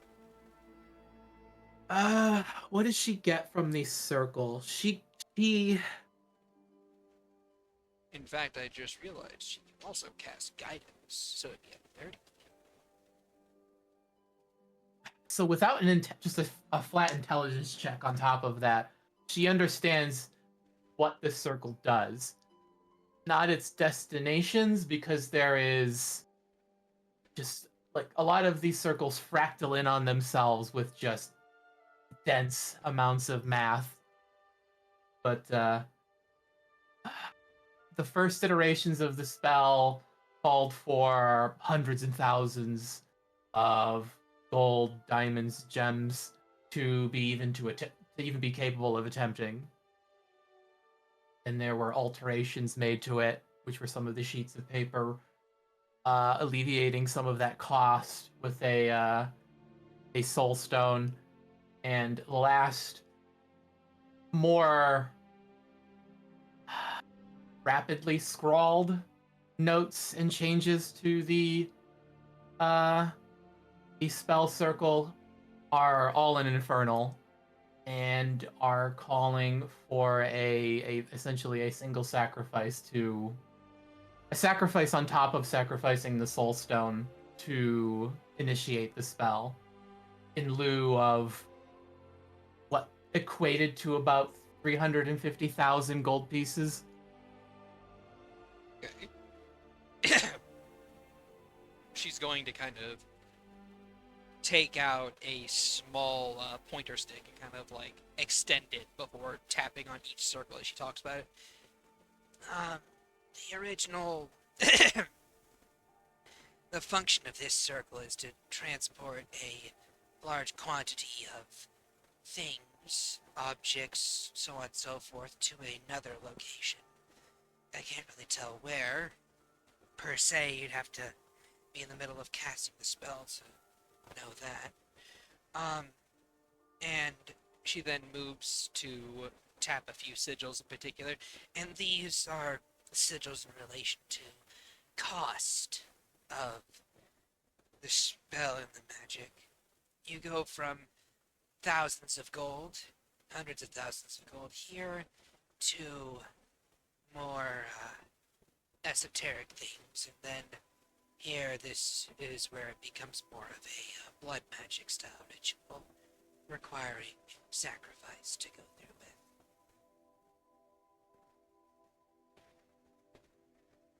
In particular, the sacrifice of one's own life, it seems.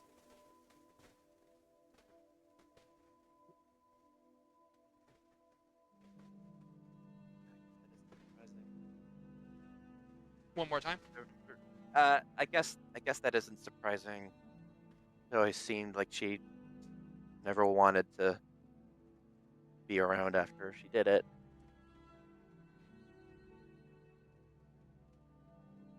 Yeah. From what I remember, I spotted her making notes about a substance. I think it was called C4. I think it's an explosive. I don't really know anything much about it. I just know it's an explosive, I think. So, if I had to guess, she might be using that to teleport, well, all of the explosives to specific places in each of the cities. Or one city, I don't know. It seems like she wants to take all of them out. All the major ones, I should say. Yeah, I can see that. It sounds about like her. Going scorched earth and whatnot. How many major cities was she thinking of taking out? As many as she could, knowing her.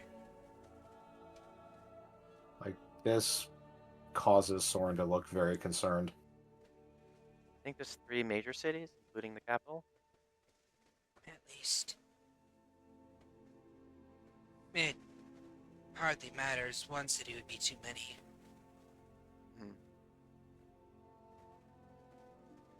Were you able to spot any, I don't know, fail safes in that circle? Like if she died early, it would go off? Vox. The spell requires a sacrifice. If she were to die, the spell would not have its components. The caster wouldn't be able to complete it. So if Morrigan dies, or stops the ritual, the spell would be moot.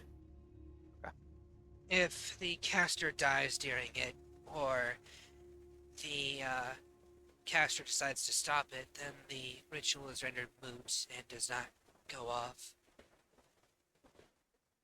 Okay.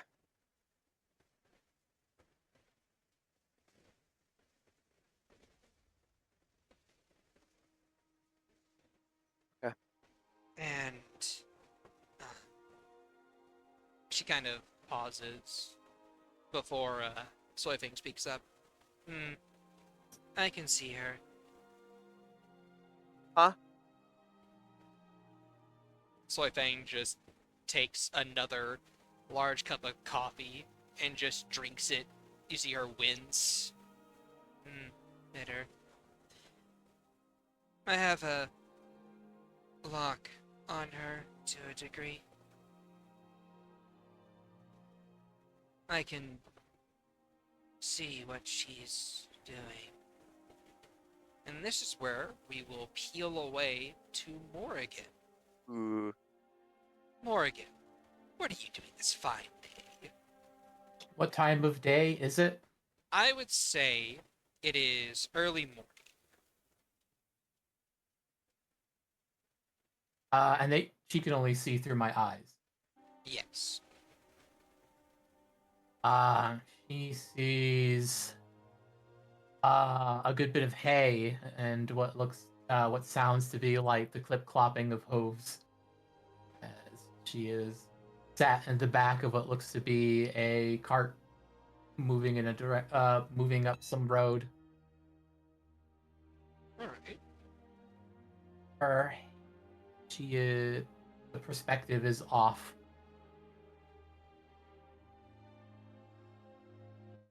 Off how? It's higher up than it should be. Okay.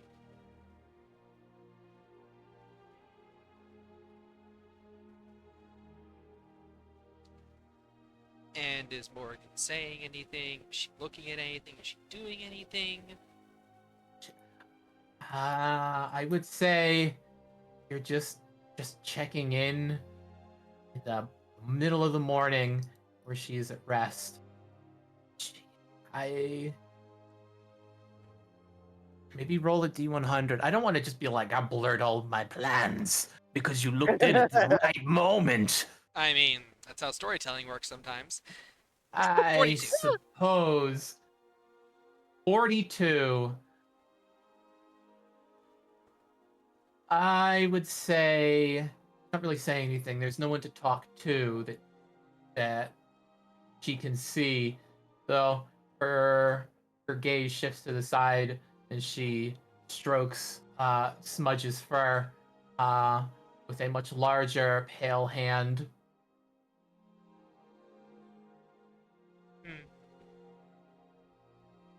Seems as if she is in disguise and on a cart. She's taller now. Pale hand. Hey, what race is Morgan now? Or what is she disguised as?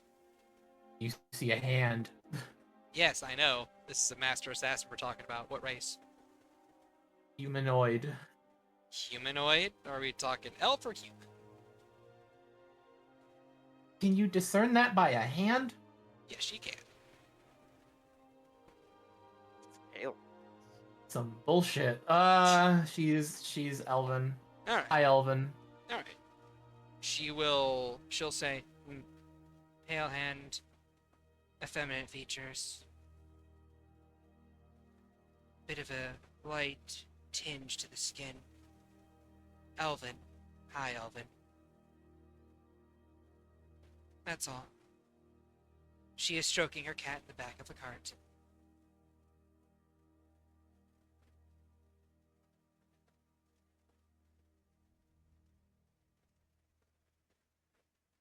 Were you able to do that?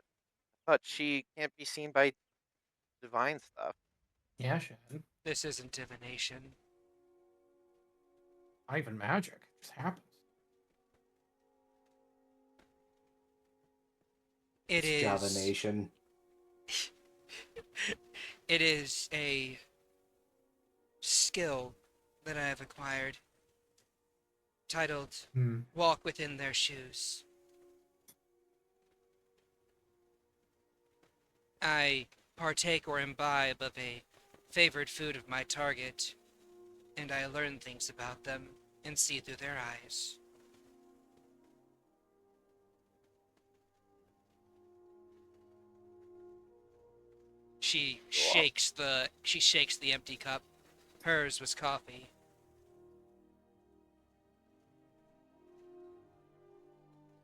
Love the assumption. I mean, she did partake in it a lot.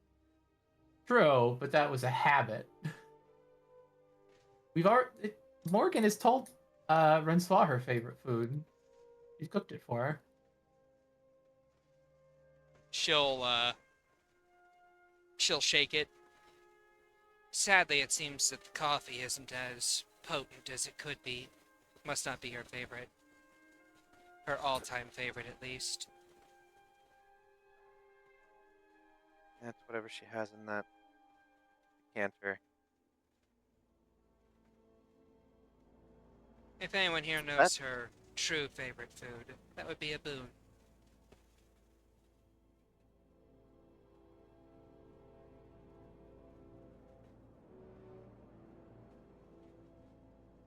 Just trying to remember what it actually was. I don't think it had a name. It was a peasant dish made with potatoes and cabbage.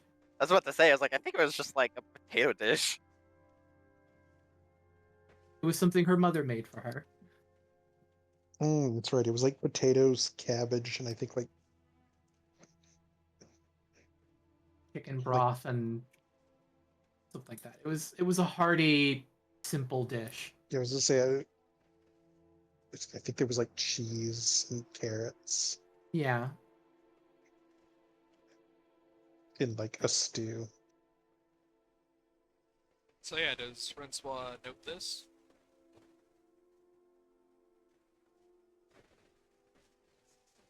I vaguely remember the dish. She made it once for me. What She'll was it? blink and actually turns to Eloise. You might actually know it, come to think of it. She kind of looks down, her ears pinning a bit. It was a dish she said her mother made for her. It's like a stew with like potatoes and cabbage and stuff. Yeah, I know what you're talking about. I used to eat the same dishes her when her mother would cook for us. She was a good woman. She's Morrigan said it reminded her of better times. She nods. I can see why. I can cook it. And we'll see if we can't get a bit more information. Soyfang then holds up a hand. I only offer this aid twice more. This is not my quarry. Says she has like 6 cups of coffee next to her. It is on the rattles. I also feel like I'm going to have a heart attack. My BPM is off the charts. as you see her just kind of like start twitching. No one ingests coffee like Morrigan do. I've become immune. I No one weeks like When's- Morrigan. she No one else uh, like drinks Morgan. like No one kills Morgan. all the people in town like Morgan. she just kind of like holds there for a second before saying, I need my plush again. and she just stands up and she just becomes kind of like a smear before disappearing. The quietest little. Zach, you gotta look at that book he's got. I think Balavar, after that whole thing, is just like, well, that was interesting. Cracks it open, starts looking through it. You see a dense tome with just a lot of math and notes about these cities.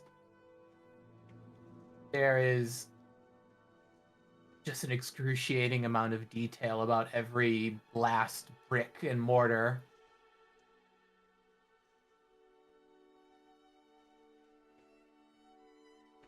It looks like she has a combination of she looked at the cities herself and then went into deep archives about the architecture of the city. These are ancient.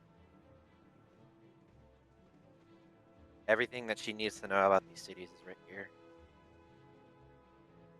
As Is she there- skims, oh, go for it. Is there by chance a census or a population listing? Is there?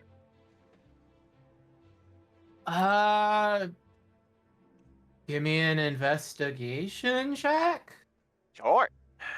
Agathar is real good and smart. Lana will lean over and give the help action. Yes, Oh, please. good. This isn't chess. I'm bored now. There And, doesn't look like anything recent. There are numbers of vague counts of denizens in the certain each block that is accounted for, but they aren't referenced in detail. They're just a number and a date, which seems to be a couple years, several years old.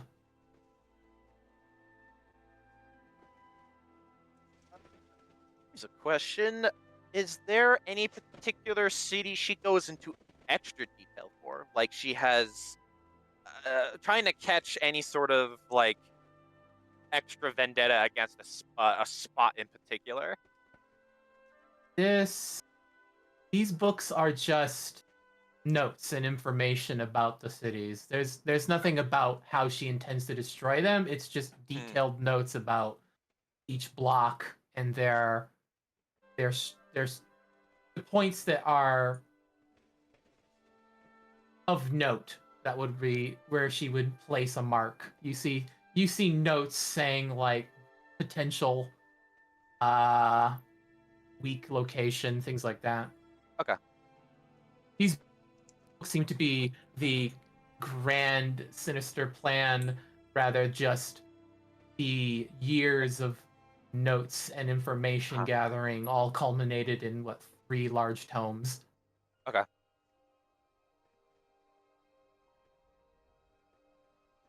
Yeah, Eloise, you're gonna want to take a look at this. There are a lot of notes.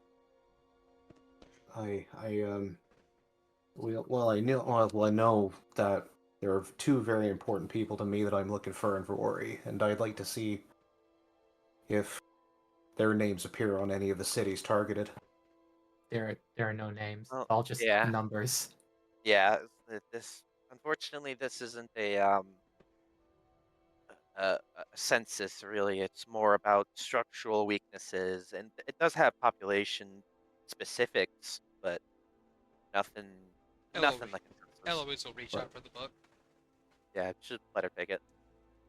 Alright. But no names then. No names. Sorry. Damn it. Eloise The other thing will would- roll investigation. Okay. Boy howdy, that's a 26. Add guidance on that.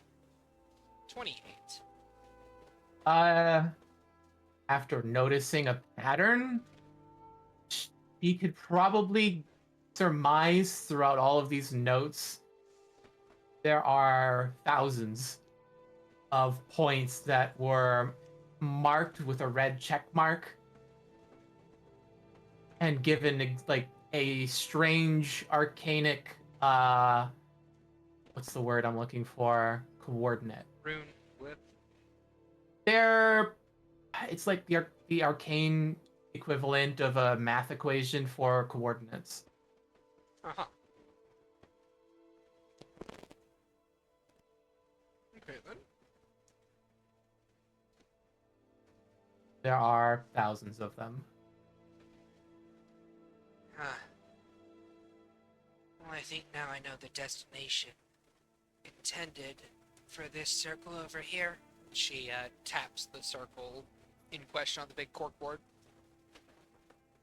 These red marks are glyphs, coordinates, places that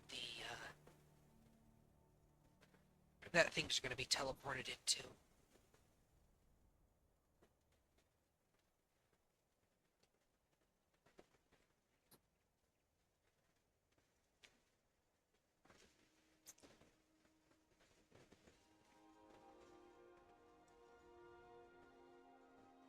So, now we know at least where they're all going. But we could have surmised that anyway. Soren then just kind of says, "Who has the doll?" Eloise will reach into her pockets and pull it out, placed on the table. I'd like to borrow it if I can. She gestures to it. 1 sec. All yours. Thanks. And he picks it up and Do with it. sorry. Neatal kind of like leans over. Hey, you think maybe you could like have that conversation with it elsewhere? Not near, makes a head gesture towards Red Swa. He was already like standing up to leave. Alright. He turns back and goes, "Of course," and takes it with him to his room. I mean, this is assuming that Renswa is like, hey, yo, why don't you leave it here? Oh.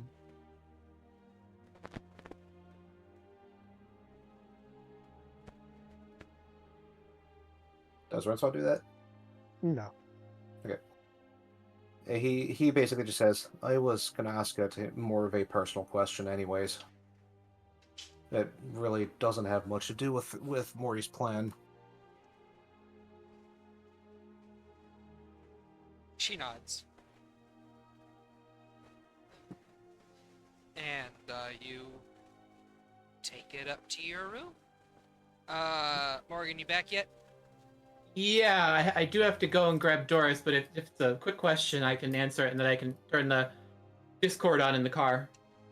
Yeah, he just has one, All right. and he activates it and gives the hologram kind of like a stern look, and just says, would you happen to know where my parents are?"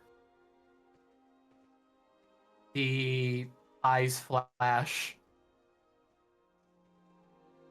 No.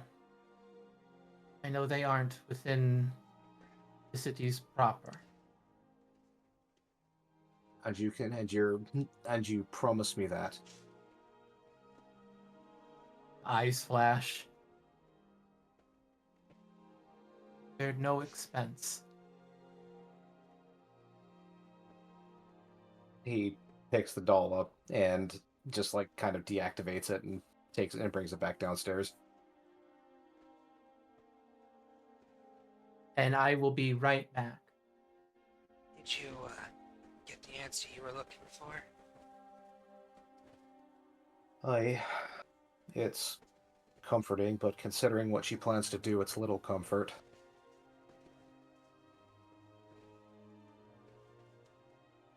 So you know that one of her targets is not Therabolter. Is that where his parents are located? Yes, you know that. Neatal told you herself. All right, she did. That's right. He would have. Okay, so he probably wouldn't have even. I forgot that. He probably wouldn't have even taken it up there. He probably would have looked at the cities marked, and No, they're probably not. It makes sense he still would, just to be safe. I guess, yeah. But yeah, that's all he wanted to do. Well, he actually, you know what? While he was up there, he would have, like he did. No, while he was out clothes shopping, he did pick up on more sending scrolls. He is going to use one of them, but that can be for later. Yeah, who are you targeting? He's targeting Enwin. Ooh, okay. What'd you send? He's sending her. Incredibly sorry. Emergency came up. Had to leave. But I will be back, and you'll be the first one I see.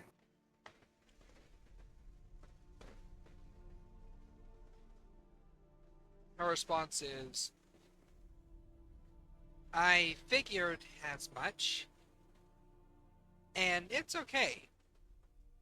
Adventurers tend to have emergencies all the time, so I'm kind of used to it. So Hey, don't but that's worry, okay?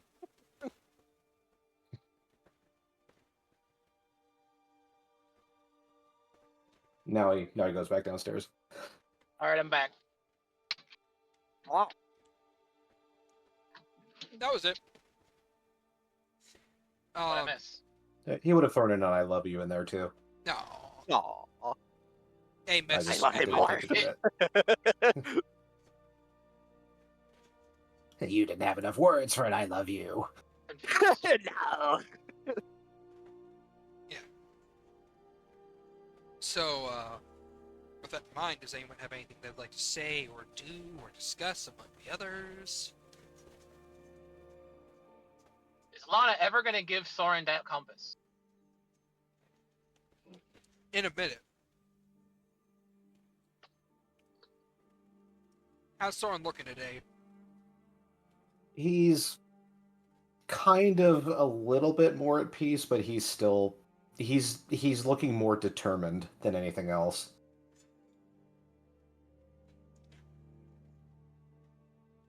Like there is a harsh determination there, as once the conversation here kind of breaks up, he stands up and heads back down to the training room. I think Bellathar is gonna hang out with Soren.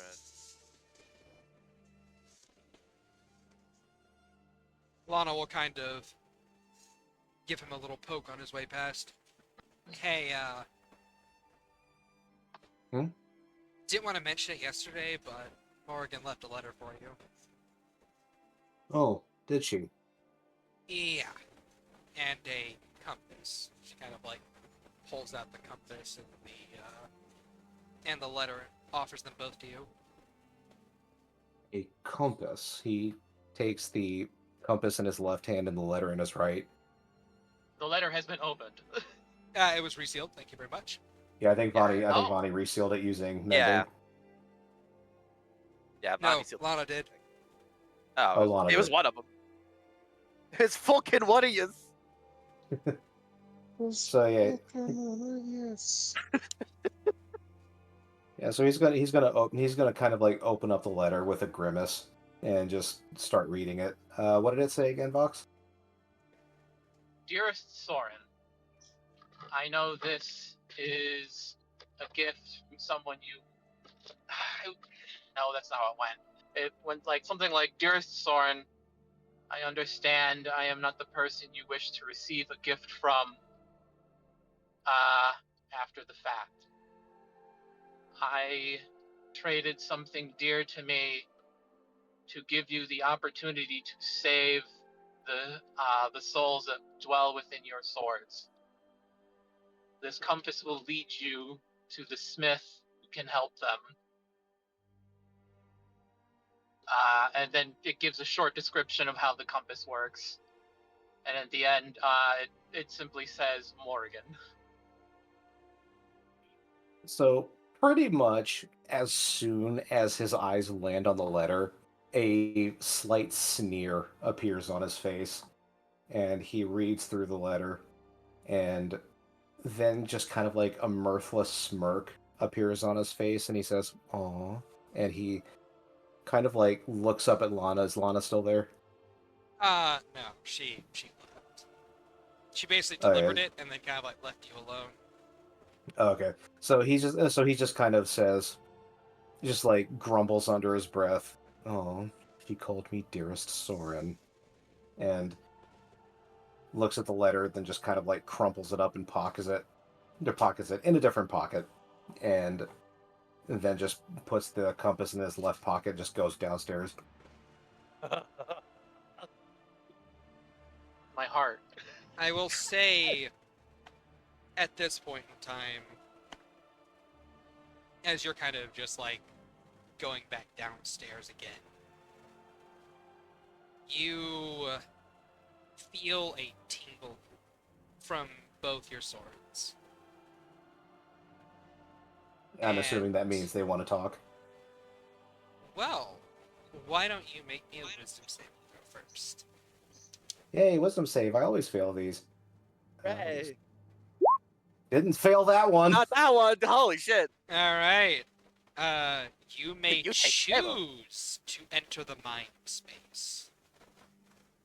Well, They were Soren going to kinda- pull you in forcefully. Well, he's not going to go in at the moment. He is going to get down into the basement and then get into a meditative kneel and then go in to join them. Okay. Yeah, Same he- difference. He was going to do that anyways. Okay. And yeah, he just kind of like he's still in his like Western Yes. outfit, right? Yes. But the girls knew about that. They've seen him in it for like Yeah. a little while. Yeah. Their fan fictions took a small spike before the happening occurred. And they've been silent this past day or so. But upon entering their mind palace, you kind of are now crouched, seated on a small little rice bath. Both Miki and Hidari are basically on either side of your vision in front of you. They're seated next to each other. Miki He- kind of like holds a hand up to kind of like forestall any comments, while Hidari holds up her hand as well. Like, I know you have stuff to say, man, but like, you gotta chill and like listen to us for a little bit, okay? He kind of nods and says, "You know, I'm assuming you're talking about that compass, right?" Nah, man. Other Is- things. And at this point in time, Miki kind of holds her hand up and just says, well, we'll need you to listen to us for a second, okay? Just kind of sit there. We have something we need to tell you about, or something that we need to discuss with you. All right. I actually wanted to talk with you just because it's been a while. So, what do you have? What do you have? What's up? We understand that Morrigan has hurt you, and they kind of like look nervously between each other before looking back to you. We do not wish to be used against her in a fit of vengeance and anger.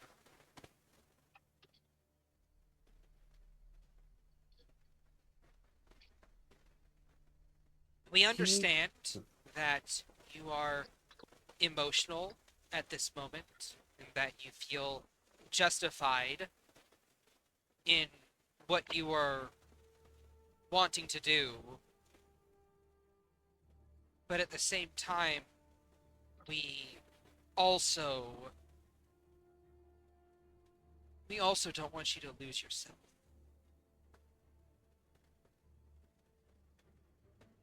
Yeah, man. Like, you know how you're always like balance in all things and all things in balance? Like,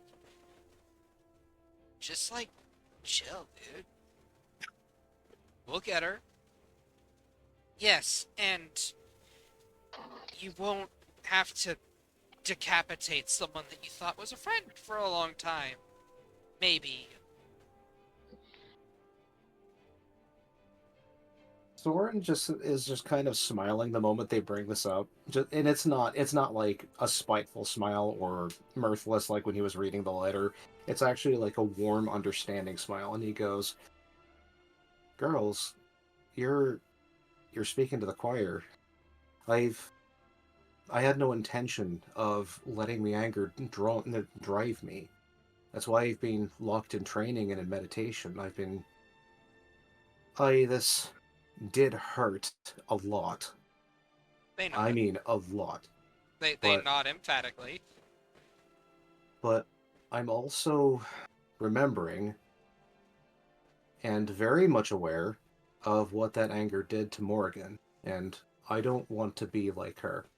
If I were to run her through in a fit of anger and vengeance, I'd be no better than she is. And I realize that. Trust me, I don't intend to slash first. She's she wasn't just a friend to me. She was family. And just the thought that she would make me run her through just... He takes a deep breath and sighs and says, I will center myself, I promise. But I might need your help in that. They both nod. Of course. Sorry, we're more than one now. Yeah, man, you're like super chill. We'll help you keep the chill, be mellow, not all stabby, murder. Only when it's absolutely necessary, he says with a smile. They both nod, and then give you a small bow before Migi looks over to Hidari. And then Hidari looks over to Migi, and she's just like, that, and Migi kind of doesn't want to throw out all the fan fictions. Hey, you too, okay? I mean, I drew him, dude. Like, that's art. I don't want to get rid of that. His eyebrow is raised now, and he just goes, all right, what fan fictions? Nothing. Well, Migi was writing a bunch of fan fictions about, you and Morrigan getting together and stuff like that, It's just a Soren hobby, man. Soren just kind of just like busts out laughing at this, just like the moment that finishes, he's just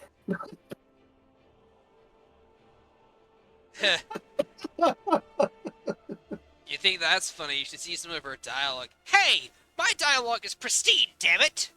no, please let me see it. I want to see it. No, you can't see it. I won't allow it. I mean, I'll allow it, man. It's my artwork. It's my writing.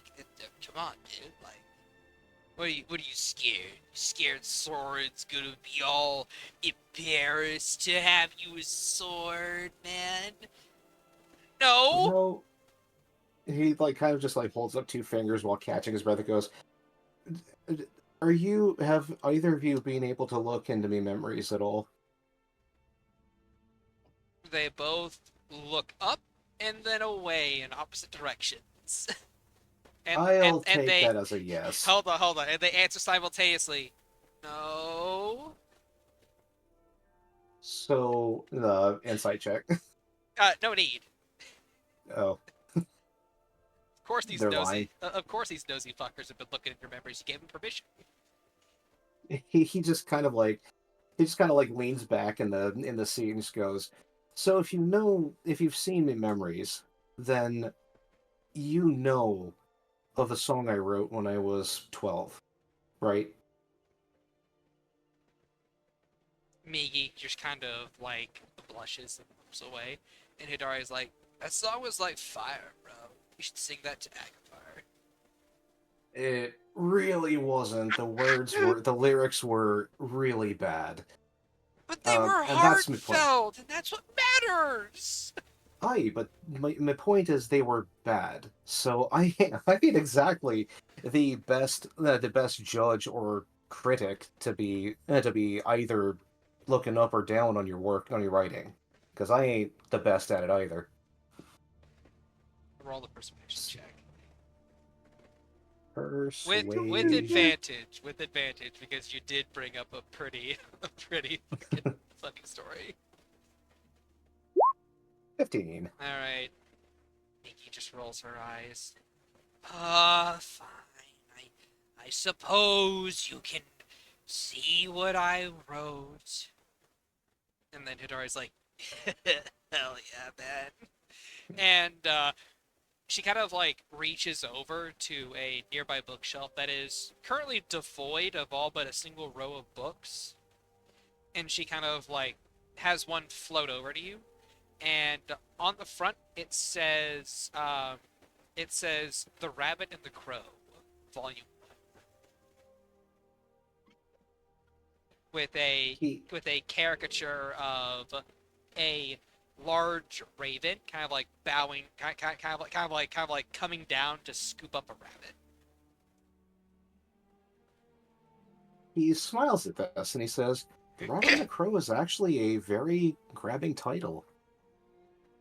Thanks. I wanna read it just because of that." Thanks. I'm glad you enjoy it. It was one of my best titles. It was like one of 4. And then he like kind of like makes a devilish grin and raises an eyebrow and he says, "Now let's see if the prose matches the quality." And he opens the book to the first page. All right. So the first volume is the two of them meeting, and I'm only giving like a brief synopsis of like Yeah. to basically get to the schlocky dialogue. That's what I'm trying to get to. No, we need a full read through of this entire novel in the short 2 hours that we have left.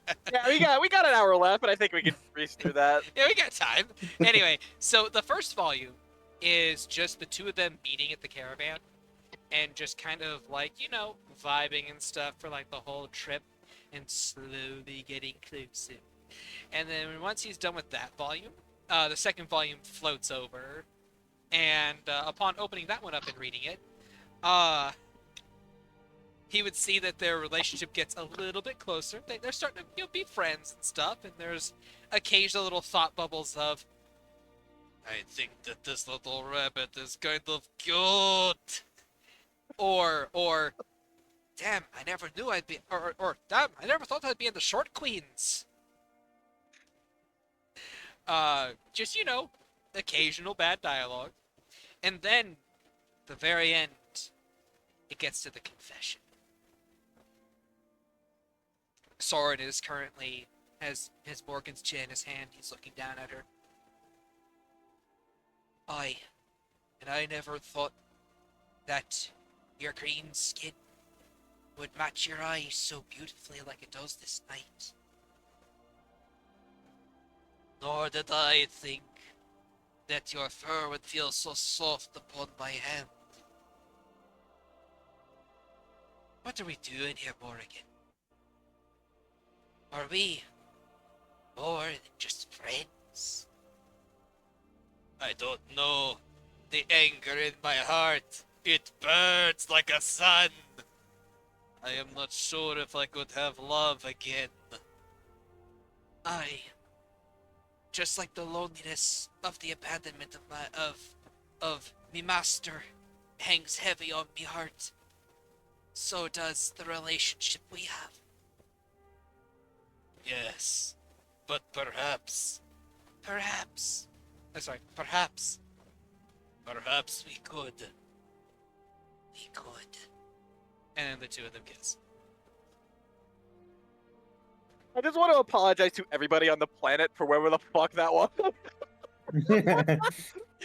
Well, you want to know? You want to know the funny thing? The Mori's player dropped out of the call before that started, and then came back in immediately after it ended. Yeah, I miss. Don't worry missed. about it. Yeah, don't worry about Watch it. the VOD. Yeah. that was the mod. I hate this. Don't worry, you'll hate it more when you find out. It's some kind of weird like scene where it's like, oh, Soren, I never realized how much you were of a big hunky man or some shit. Yeah, pretty much. Yeah, basically. Okay, It's pretty close. I've missed nothing. Yeah. Yeah, so Alright. this Soren just kind of like smiles warmly at this, and he goes, Incredible. and he just closes the book and then looks at Migi and says, It's a very sweet novel. You But should really sorry, see Volume 3. That's when it gets spicy, man.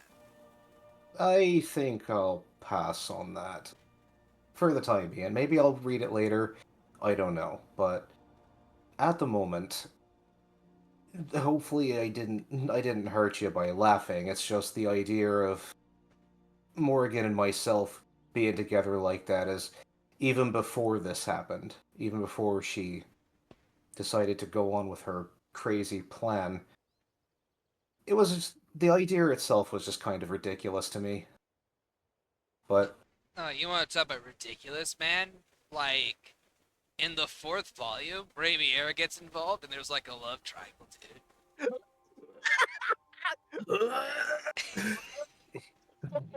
More into the vomit for no reason. What the fuck? What happened? What witchcraft is this? Soren is just shaking his head, like at this point with a smile on his face. He just says, "No stone unturned, eh?"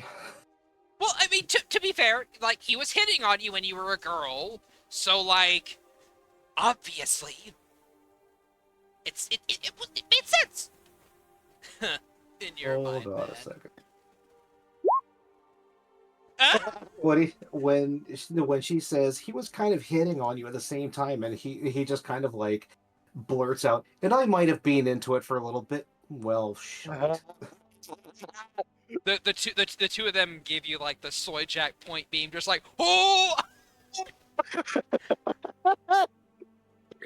Consider that he just kind of like points to both of them with again a kind of warm smile and goes, "Consider that the trade for letting me read this." They both giggle and start whispering conspiratorially to one another. So are you saying the sands of the? So are you saying sand grabbing is a thing? It's canon? Oh, it could be canon. Oh man, that'd be so cool if it was canon though. Yeah, I know, right? Because then we could get size difference between him and someone else who's bigger. Yeah, man, that'd be fun to draw. God, Holy shit. Did this we? girl's an unhinged. Okay, so I have to ask the question. The transmutation ring, does it work here? No. Damn. This is the Mind Palace. Okay, so does Soren have control over himself in here? Yes. Oh my goodness. He's like when they start mentioning size differences, he's just gonna kind of like start growing and get scales and just become like this like a pretty massive dragonborn and says, I don't know, I'm kind of capable of this in the real world too. They both squeal. Ah! He did the form! I did the form! I did the form! Daddy, sorry. Daddy, But, sorry. Daddy, you know, sorry. you know what? You know what? He looks like Zulamon.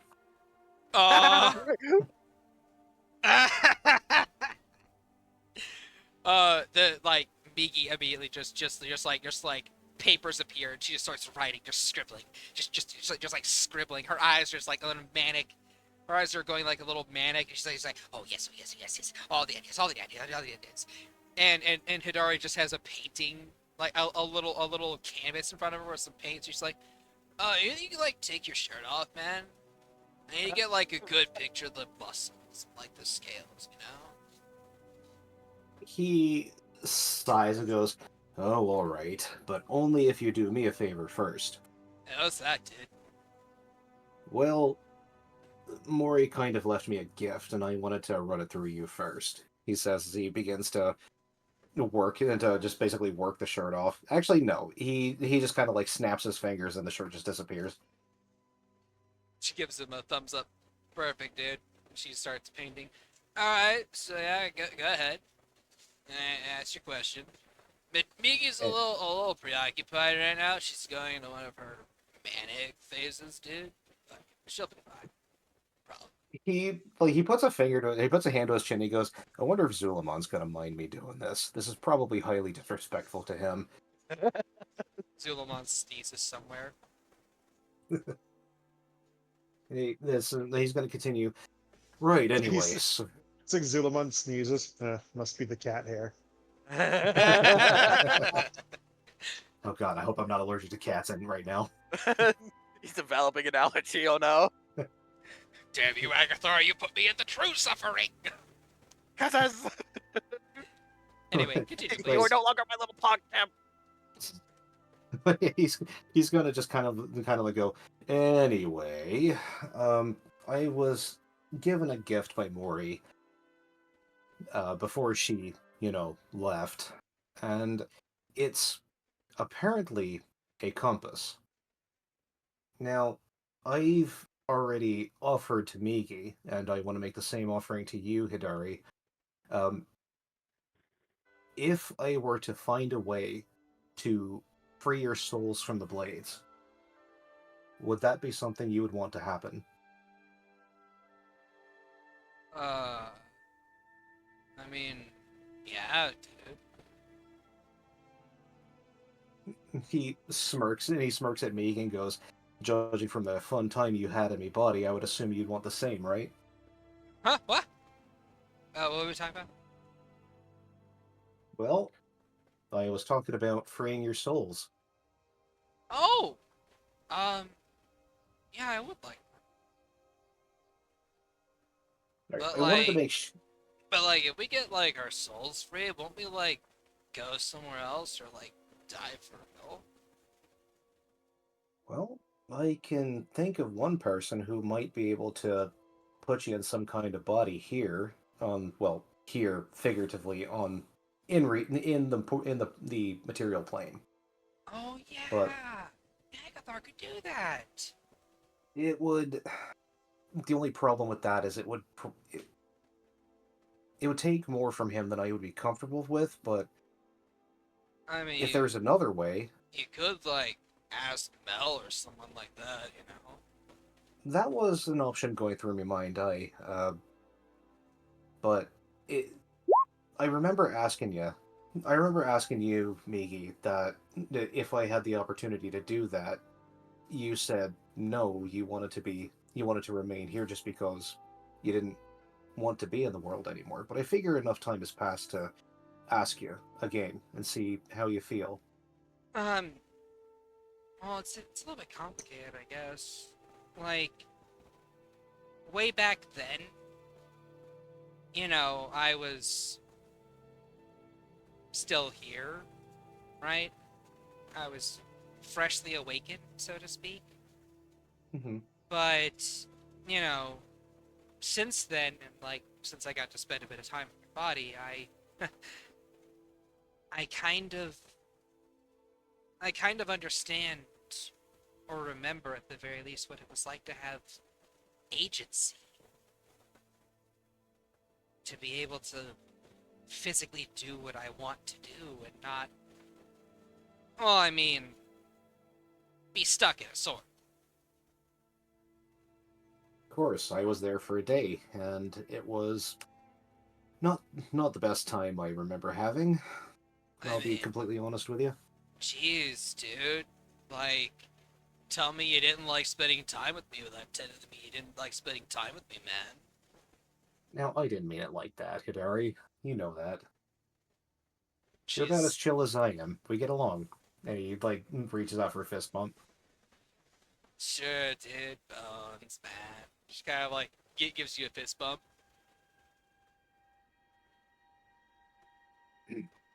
So he kind of just continues with, but I kind of experienced the same lack of agency that Migi was talking about. Maybe we could figure out your names too, because I kind of feel weird just calling you the a foreign language for left and right.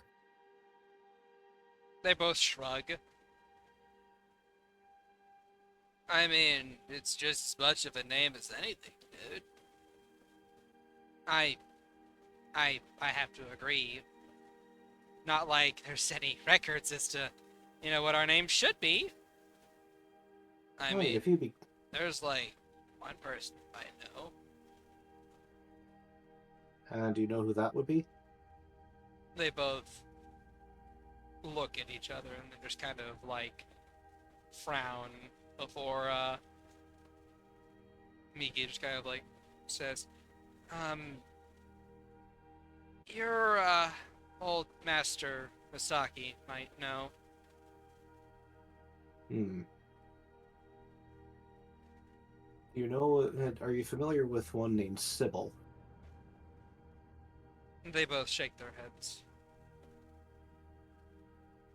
Alright. Well, the gift that Mori left me is apparently a compass that points to Sybil's location. She's apparently one who knows about soul blades, and if I find her, I might be able to work out a way to free you from these blades.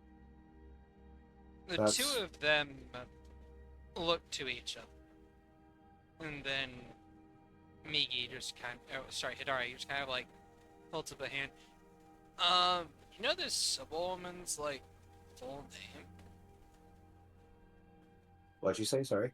Do you know this like Sybil woman's full name? Trying to remember. Was Soren told that? No, I don't believe you. Yeah, that was basically just the. Yeah, I think he was told by Anka about Sybil, right? Yes. Yeah. So he just kind of like shakes his head and says, "No, unfortunately, I don't." Huh. I mean, like, when you mentioned it, like, I didn't really understand the name, but like, when you started talking about how like this lady, you know, can like unmake soul blades and stuff. Well, I mentioned she probably could. I might be able to find a way with her, but it was Oh, okay. something that Mori had apparently dropped a lot of resources into finding for me. Well, like, so the only people that know how to unmake a soul blade are the people who know how to make one.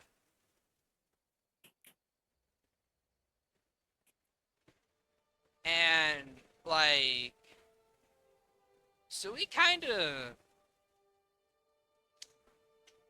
I, at the very least, remember it. I don't know if Migi remembers, it's probably the best she doesn't, because she's not, like, as mellow as I am. But, like, I remember one of a couple the names of the smiths that worked on us.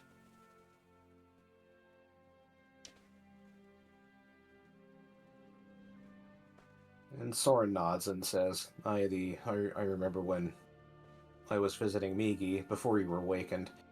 She was starting to remember him, and I'd much rather if we can avoid that one, if possible.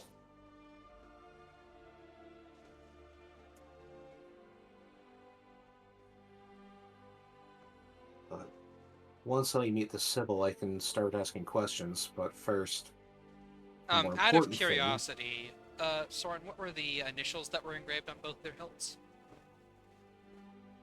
You I should don't have those remember. written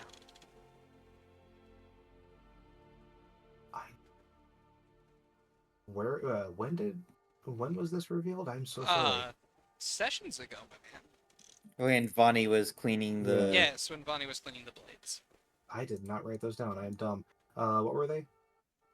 Oh, I assume that at the very least, Bonnie wrote them down, right? Let me find the binder notes. Oh my Atlanta. Well, you're the DM. You should remember. You should be the note. You should be the notebook. Yeah, you should know everything. I can't believe you. I'm firing you. All right, here it is. Uh-huh. There's the fist at sigil with IS that made Miggy and All-Seeing Eye made Hidari. Sybil's the one that made Hidari. Yes. So Migi was a fist icon with the initials IS, Yep. and Hidari has the all-seeing eye sigil and Sybil's name. Yes. Well, not her whole name, but like, But, S- like- SM Yeah. has the initials, but Vonnie knew that sigil. yes. It's like, hey, yeah, here's some names. Sybil's being have fun. That's my master, by the way. Okay. So yeah, Miki Okay. is just gonna hold up a hand. I mean, I've had some thought about the sigils you found on us, and like, I vaguely remember like the names of the smiths involved. It had to have been a long time for you, right? Yeah. But like, you don't forget that process, man. Anyway, Sybil Hiklari Limri made me. I don't know if it's the same Sybil or not, or if it's the same as Bonnie's master or not. I mean, like, she said it was the same symbol, I guess. I mean, it might be. I don't know if it's the same Smith as the one, you know, that your compass leads to, but it could be. And she looks over to Miki and just kind of like gestures for her to cover her ears, which she does. And the guy who made her was Ishtar Havard Salimor. Salendor. Salimor. All right, and Sybil's was Sybil. I will write them down for you. Yeah.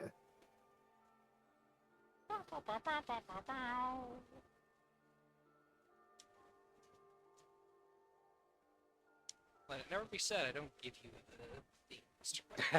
things. Give you things. I gave you these things, and you give those things to them. Hey. Be glad it's being used. Vicious. Glory Limry. And then she kind of like gestures for Miki to open her ears again, which she does. That last name, I wouldn't recommend saying it around places. At all. Or ever repeating it. Like, ever. He mimes like taking a zipper like across his lips, but then it's very clear that he's forgot that he's morphed into a giant dragonborn and the muzzle is little bit longer, so he just kind of like punches himself in the left of the face before like correcting and doing it again. Yeah. So, like, you know. Just so you know. That's all.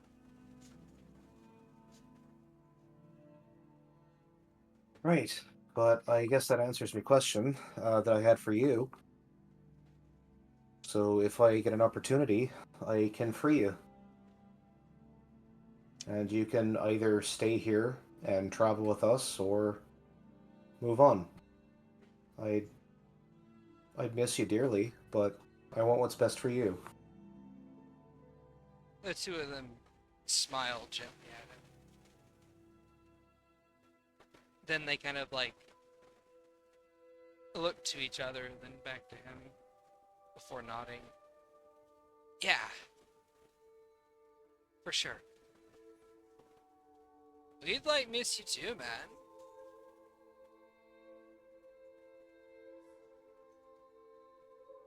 You've been He- kind of chill, dude. He kind of just smiles and chuckles a little bit and then says, funny enough, it was Misaki that taught me how to be chill. I was anything but before reaching her.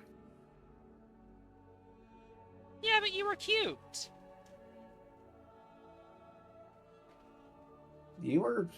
Weren't you asleep during that time?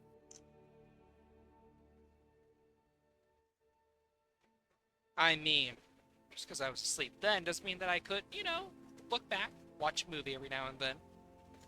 Oh, right, you can see my memories. Right. Well, I appreciate it.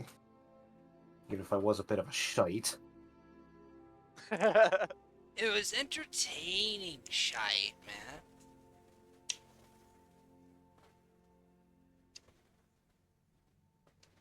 And Oh, Miki nods. He kind of like just opens up his arms to give them both hugs. And they'll both kind of like reach over and give you a hug as well. Their soft fluffiness squeezing against yours with their tails just whipping around behind them. Don't worry, I'll get you two out of here, and you'll be free. I promise.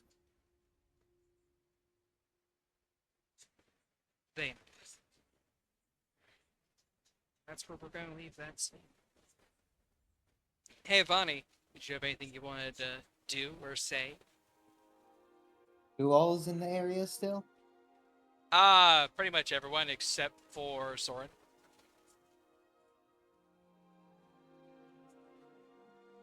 And Bellathar, who's just chilling out with him. May or may not be currently hugging him since he is motionless.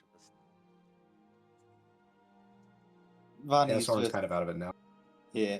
Vonnie's just between munching on the bag of snacks that she has. So, anyone else? Anyone has any idea of where exactly this is going to go down at? Or are we just going to wing it?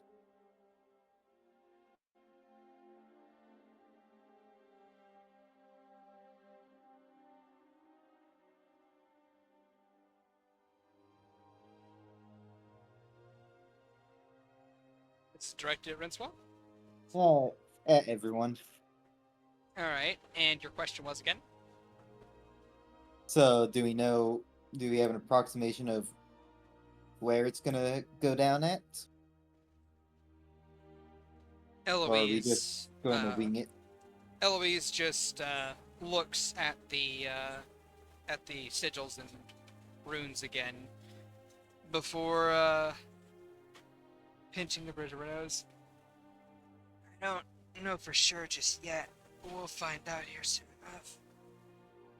Just another day or so with these sigils, and I should have an answer. Alright. Sounds good. So, we taking her alive or dead?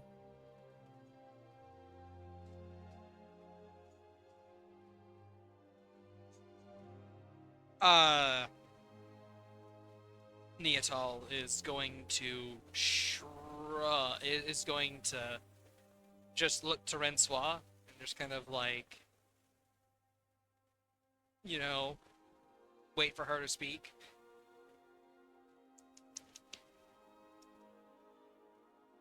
I don't know if Rensois wants to say anything about the situation or not. She's just kind of off to the side with, Neopal next to her. I'm not in the space for planning. Yeah, I would say the same thing. We have, like, a few days at the very least, so we're not even in the same location where we need to be to begin looking for her, so, Okay. And Eloise is gonna kind of like hold up a hand and just go, we'll begin our planning in a couple days, Vonnie. Alright, one last question on that subject.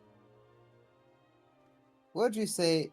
Don't really know much about, well, any of y'all. She have any weaknesses, allergies, silver, gold, Why electrum. those two? Why those two? Because believe it or not, some people are actually allergic to some metals. Yeah, typically it's like nickel. Yeah, actually, my dad is allergic to silver.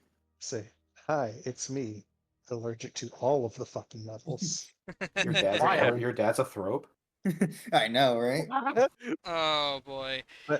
Let me put it like this. It's like when I got my high school ring, uh, one of the options was like a special hypoallergenic metal for people with metal allergies. I was also allergic to that. Wow. Damn. Yeah. That's cringe, man. I'm sorry. Like I grew up having to put like tape over the back of like metal buttons on like blue jeans and stuff because otherwise like I would just have like a circular rash where the That is horrible. I hate where that the Yeah. for button you. touched my skin. Yeah, no, it was awful. That's It so rough. has it is not that bad anymore. I can, wear pants with metal buttons. Hooray! I Uh, just can't wear jewelry. I think Bellathar took all the journals. Took the books. The Yeah, journal the is books. separate. Besides, the books are still there. Eloise has the Mm. books. Yeah, she's currently studying them. The journal is wherever it's supposed to be. On the Journals table. brought up, so it's with whoever has all the books. It's actually off to the side. The books are different from the journal. Eloise has not chosen to read it yet. Uh, It has a little locked clasp on it. Yeah. Hey, Agathar, you want to grab that, buddy?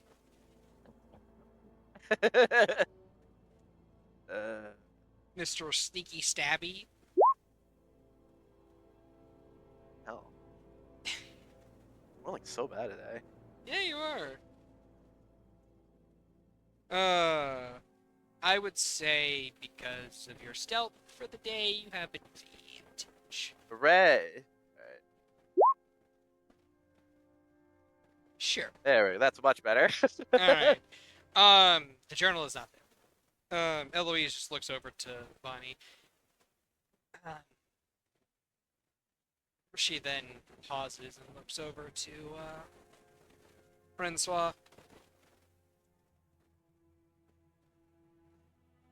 As if asking for confirmation, as in, are we going to reveal this tidbit of information, or are we going to keep that on the back burner for the moment? She'll kind of look, but she will not say anything. Nothing I can think of at the moment, or speak about at the moment, Bonnie. Alright. Like I said, we can make our plans in a couple more days when I have more information on the topic. Sounds good. I was just gonna try to figure out some crafting. If you want, you could maybe attempt to craft some kind of armor for those that need it. Perhaps a couple pendants or necklaces that I might enchant. I have my own little skills in runesmithing. And that's fair enough as well.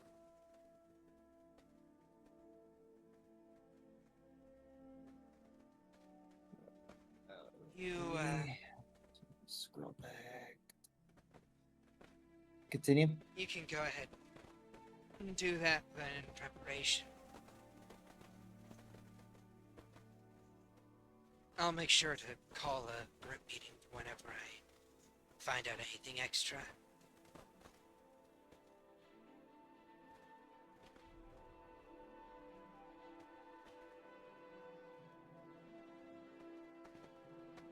That sounds good. You Jesus could Christ, what the You Sorry, could, I'm trying to find something also. you could try helping me with these books if you want.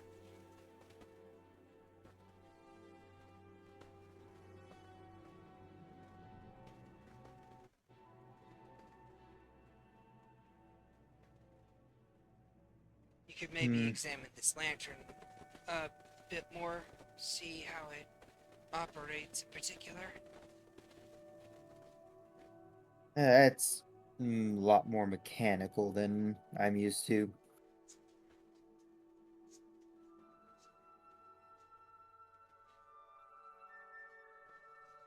She shrugs. It's however you want to go about things.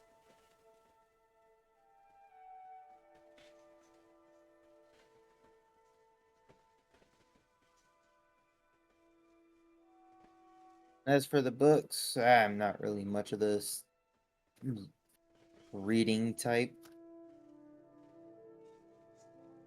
Seems like everyone else is busy doing something. Yeah, I would ask Agathar, but he's not here at the moment.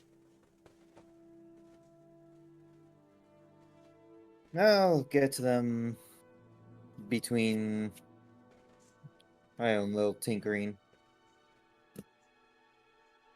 Of course. Neotel's gonna kind of like pat Rensois on the back. Hey, Rensois. Hmm? You She'll kind of wanna startle a bit. go play some games of chess? Yeah. Yeah, let's do that. She'll nod, and the two of you go up to play chess. And thus, unless anyone else has anything else they'd like to do or say, the second day passes. Soren's gonna come up after training his heart out, and he's going to be looking around the living area. Is anybody there? I mean, aside from normal people who would be there, like Eloise is there still researching books. Lana and Riven are currently playing a small game of poker. Cecil is nowhere to be found. And you see the trio of travelers in the corner of the room, kind of like discussing amongst themselves. Amalia is not in the room either, and if it's up to Vani or Rensois if the two of them would be in the room.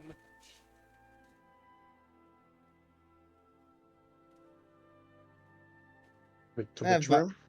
The main room. The common room. Yeah, I've always been under the assumption that the common room goes down into the basement directly from there. Is that No, correct, or is the common Okay. room is next to the dinner room. okay? So, well, he would come up and basically go to the first room with activity to try and find something to find like anybody there. Is Rensois there? Is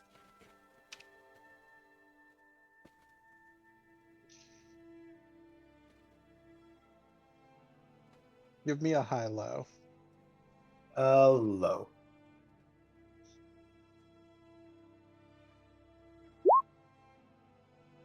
Yeah. She's in the common room playing chess with Neotal. He walks up and sees this and goes, "Oh, sorry, I might be interrupting you. I wanted to ask a favor when you get an opportunity." Swell will kind of eye the board a bit with a light scowl. She was already eyeing it with the light scowl before he showed up. Mind. She's not scowling because he showed up. Yeah. Before she'll turn. Oh, what do you need? Well, I've trained to fight with swords pretty much exclusively, but I've had kind of an idea lately. Can you teach me how to kick? Oh, I see how it is. Big bro wants Rensois to teach him how to kick and not me how to stab, and doesn't want me to teach him how to stab with daggers instead. He Just He looks over at Neatol and goes, "Right, I have better weapons for that, larger weapons. And if before you say anything about compensating, about overcompensating, She kind of like holds her hands up, like, "Hey, hey, I wasn't going to." And she'll say, "Hey, I wasn't going to, but since you brought it up, are you?" Your words, not mine. Yeah, yeah, pretty much. he rolls his eyes smiling and goes, bullshit." Rincewa just kind of looks at him with a forked brow. You want to learn how to kick? Kick, specifically. To what? To kick. Kick. Kick. Yeah, no. Oh, was that Rincewa saying?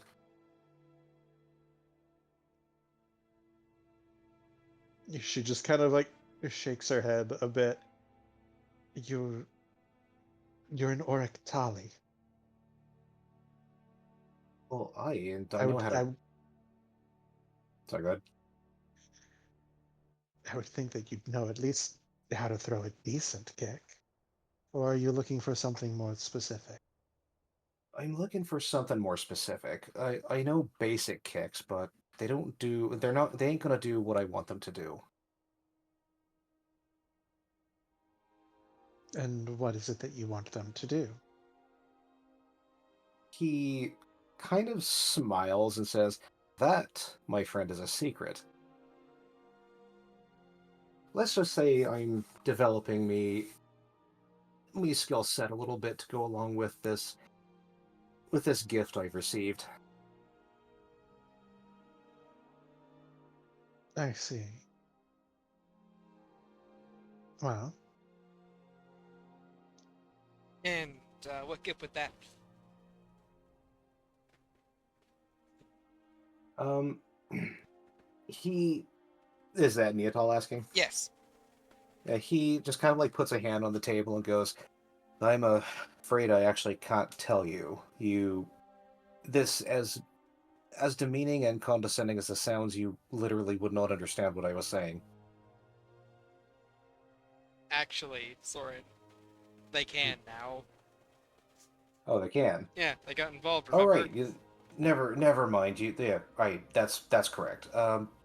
Well, I've been. How do I put this? I'm apparently a linchpin now, and have been since Mirzai. And he's trying to keep this quiet. Actually, he's not. He's not trying. He's trying to keep this from the travelers for the time being. I mean, okay. So yeah, she kind of like looks at him and she's like, huh. Moving up in the world, it seems. Now, I didn't ask for it. She just gave me this thing that made me. It was. I'd rather not go into They details. can do that? He's still keeping his right hand on the table. He just shrugs. if Just like, anything, yeah. she probably did it to annoy him, specifically. Uh-huh. I think she did it because I entertained her. I actually stood up to her. But regardless, I'm trying to work that into my swordplay, and I figured being able to throw out a good kick might exemplify one of the things I'm working on right now. Well, a regiment is easy enough to do, though she'll look at him with a kind of wry smirk. I don't know how well your thighs may thank me afterwards. He kind of he lets out a smile and goes, "Well, if it doesn't kill me, it makes me stronger." Fair enough. And she'll kind of, it's like she will turn back to the chessboard, pick up one of the bishops and move it. Check. Give me a moment. Hey, wait, what? How does? I- What? she will stand up and move to kind of a more clear area where she has room.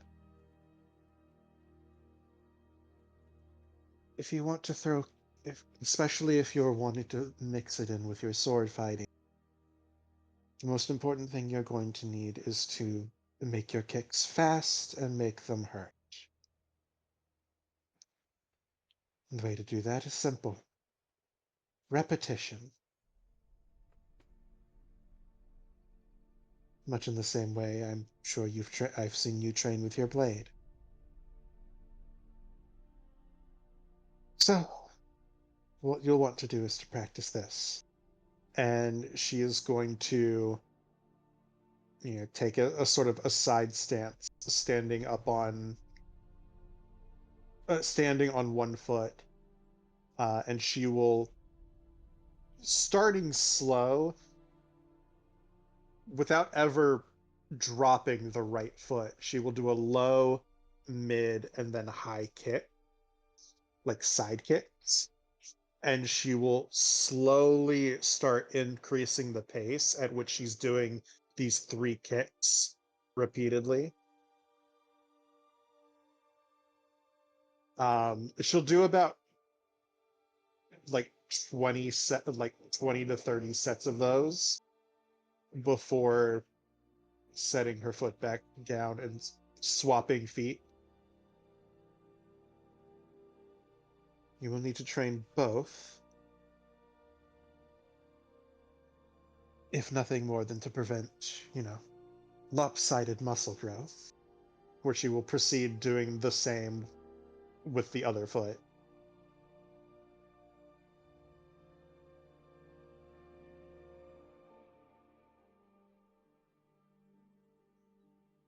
See. All right, I'll remember this.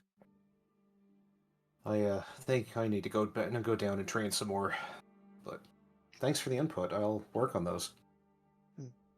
Fair warning, the first problem you're going to run into is balance. Prepare to fall on your ass for the next few weeks. This are good.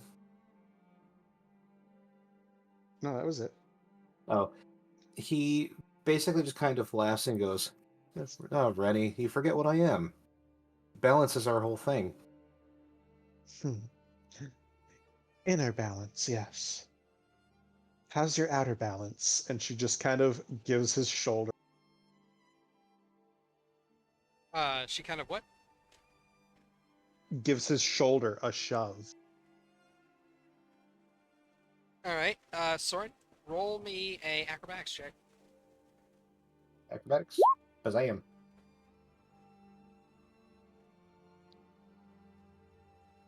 $25. Alright, Yeah, you don't but fall over. watch this. Ooh, That that's is a actually good pretty roll for Red Claw. good. Hey, it's pretty good.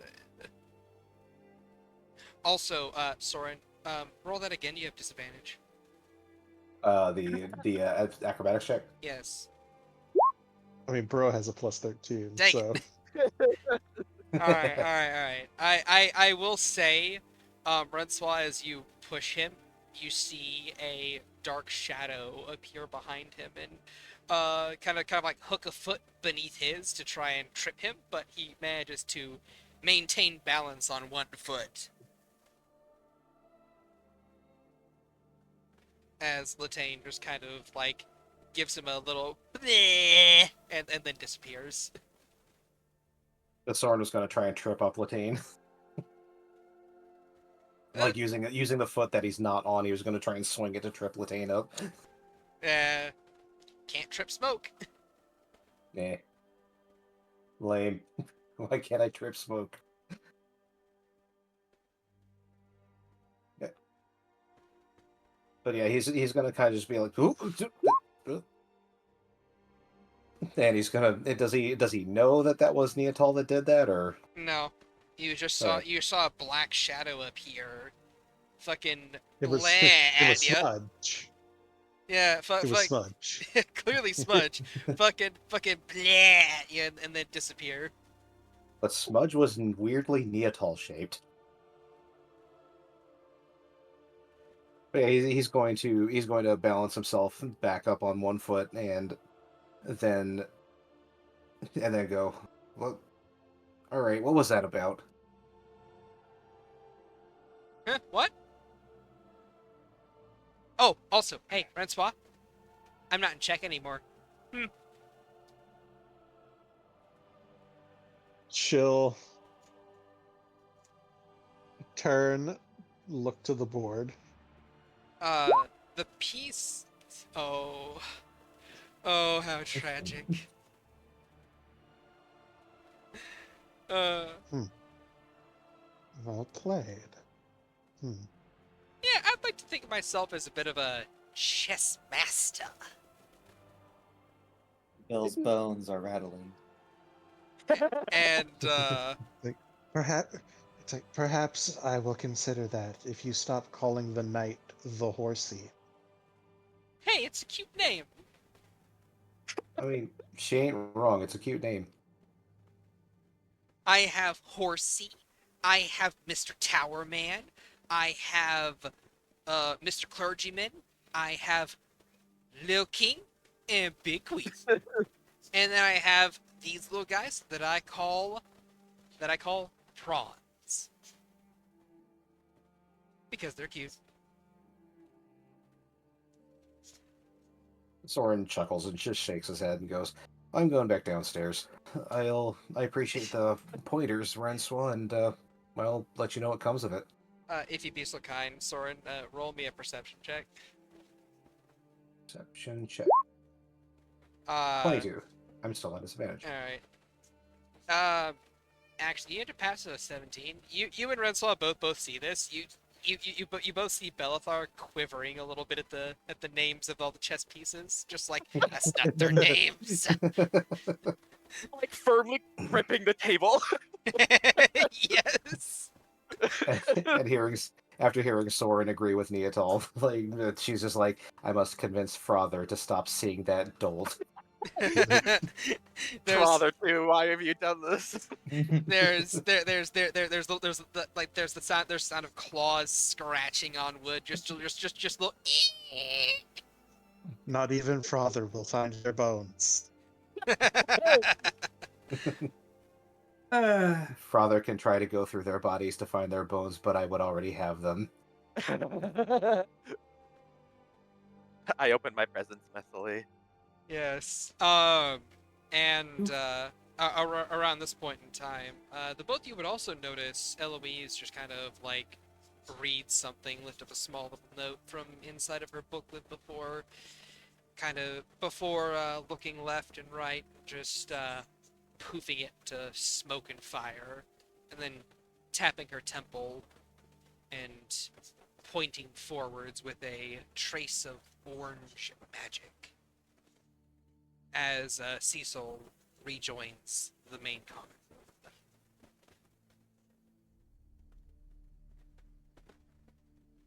Still all smiles. Although, upon walking in the room, their eyes just kind of like lock onto Agathar, and even as, even as they stride forward and very delicately sit on a chair, their head is just constantly eyeing Agathar the whole time. My man. Moving almost unnaturally on a swivel, as if the head alone is what could move, while the body just merely walks forward. Did Agathar steal the journal? I don't know, does Agathar steal the journal? I thought that's what that roll was for. Not he he stole it for a moment. Unless I can get another try at it.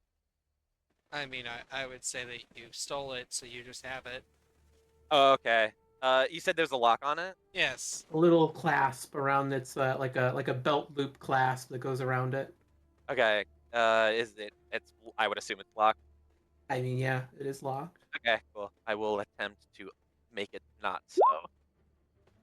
Yeah, that's better. Believe 28. believe a 28 gets there. 28. No. Yeah, no. You No. pop it open and have access to the interior of the book. Okay. He will Uh, read it first before anybody else. You open the book and you flitter through the pages, each one of them blank.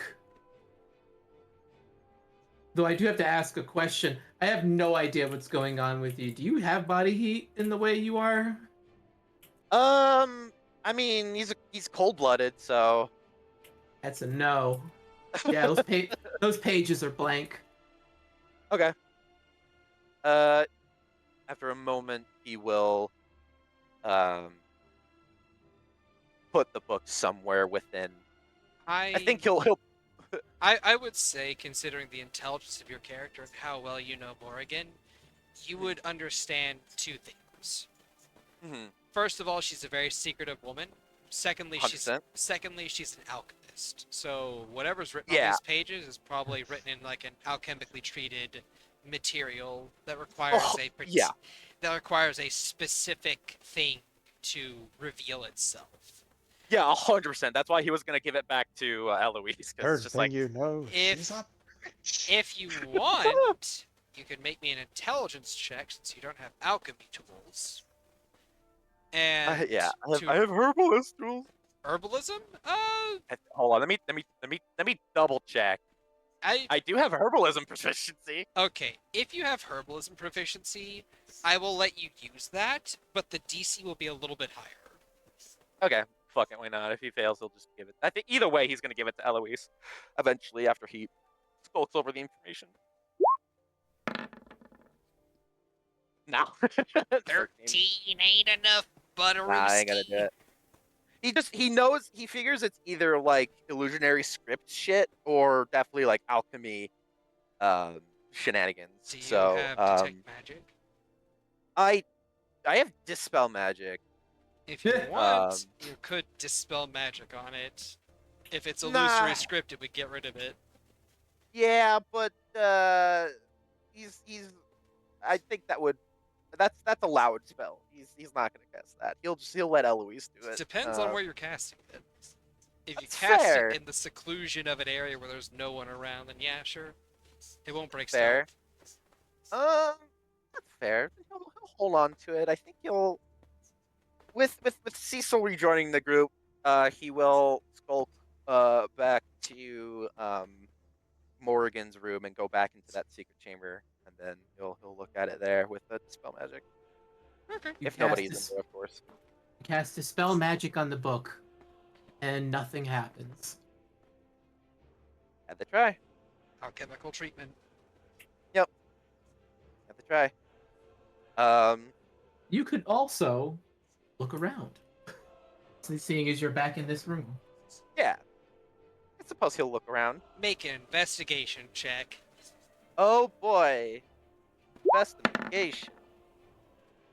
Hey! I thought I was about to roll that one. I was gonna It's pretty throw my wallet out the good. window. Considering you are looking for something specific, you do find what looks to be an inkwell and a feather quill, which looks to be one of Morrigan's feathers. He will take the ink. Is the inkwell full of ink, or is it like it looks? There empty? is some ink at the bottom. It doesn't look like there's very much left. Okay. He will inspect the ink. He will inspect the feather, and then he'll put it into his bag just so he has like this is something of Morrigan. It's just a feather. You're gonna. You're also intelligent enough to assume this is Yeah. maybe the ink she used. Yeah. Which maybe might include a clue as to how to, figure out the journal. Yeah, he will start trying to reverse engineer whatever the fuck is going on. I'm not smart enough, but it's just like some invisible ink. But I think he would probably start. He'll get like a parchment and use the inkwell on that to see how it acts. All right. What do you write? Just whatever. Yeah, he'll just write a random word. you write art or something, Yeah, a little and art. it stays there for a while, but as the ink dries, it sort of starts to fade before just vanishing. Okay. Um, he'll winkle his nose a little bit. Yeah, definitely. This is some alchemy. This is for Eloise. So he's gonna keep the feather, but then sneak back up, and No, he'll. Huh? if you would like, Hey. you may roll me another herbalism check. Now that you've seen Sure. the way it operates. Sure. Just trying not to. There we go. All right. I would say that's high enough.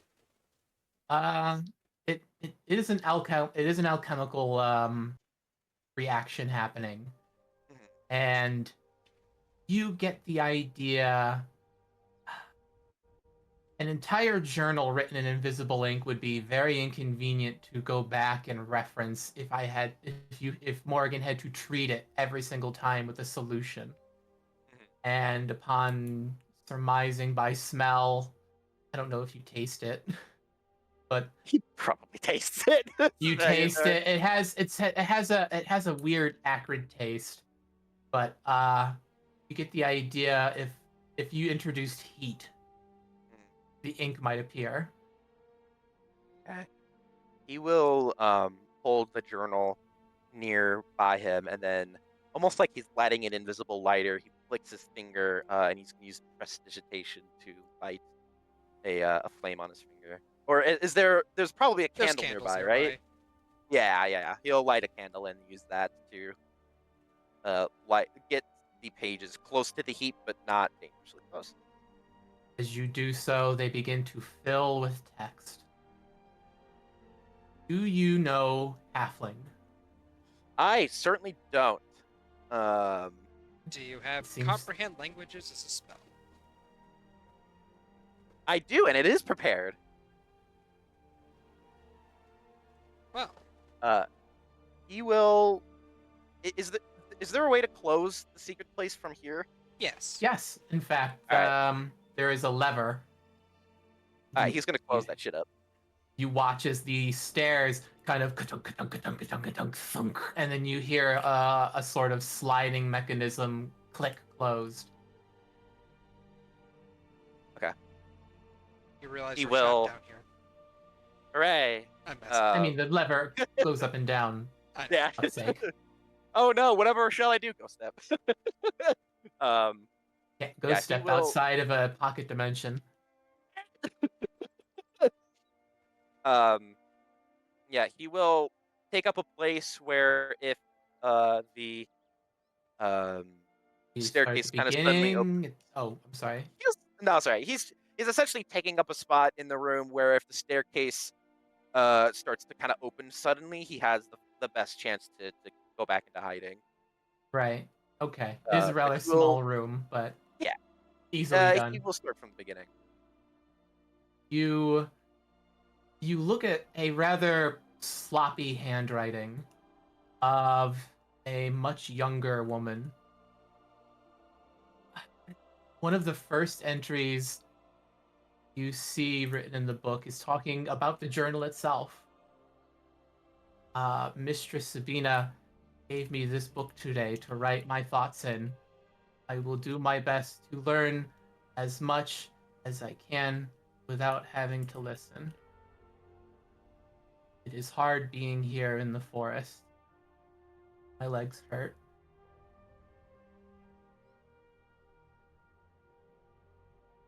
Agathar will kind of let out a kind of like a huff of like it's not sarcastic or ironic. It's sort of like how do I describe it? He kind of lets out one of those sigh laughs where he shares a similarity with her because he also has a journal and kind of started it the exact same way. But he will spend time just reading it. The entries come and go with important events. This book isn't terribly thick, and it seems to go back to the start of her journey.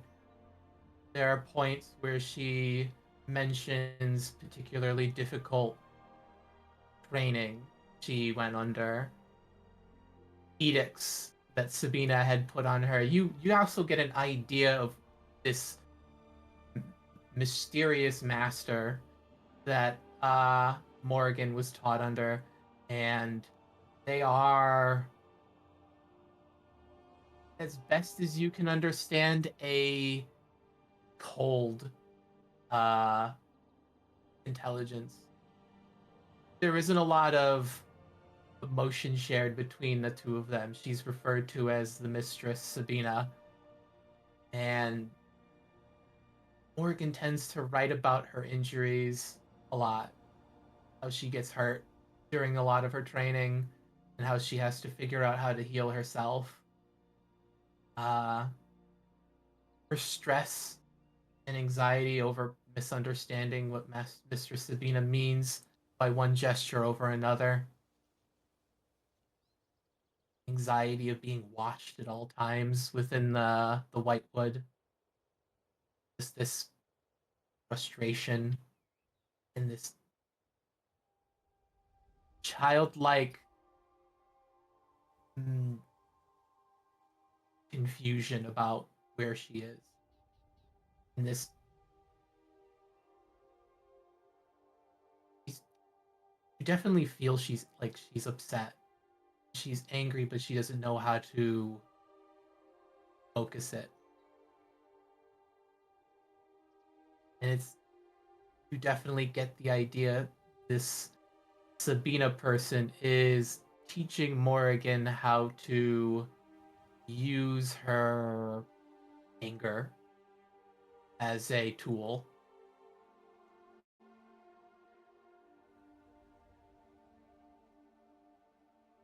These are some of the first couple dozen pages.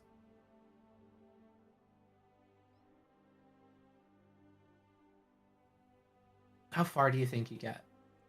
You try to read the whole thing? I think he gets a couple of chapters in before stopping. He doesn't like not being around the others. He doesn't like not being able to watch the others. So I think after a couple of chapters, he'll stop reading it, satisfied that he's kind of figured out how to read it essentially. But he will go out from where he came from, and then he'll go back into stealth with the journal in hand, and then he's going to find a way to get it to Eloise. Actually, no, he's going to hold on to it. He's going to read it throughout the day. He's going to do it a chapter at a time. And I think when everybody's asleep, I think that's when he'll dive into it. Is there anything you're looking for in particular? I think the moment when she decided that this current course of action was the way to do it.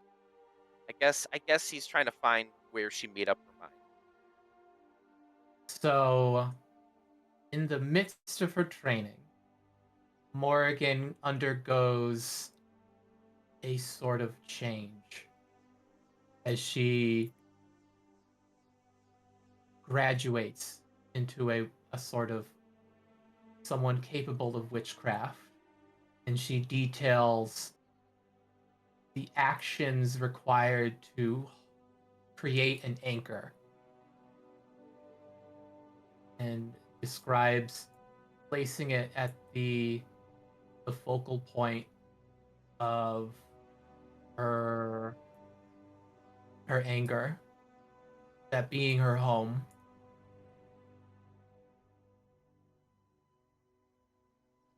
And you see over the next couple of pages brainstorming.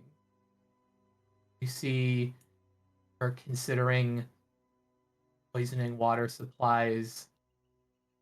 There's a harebrained scheme to try and harness a cloud of mosquitoes to bite her and then infect as many people with corvanthropy as possible. Silly ideas of someone very young, but also someone very angry.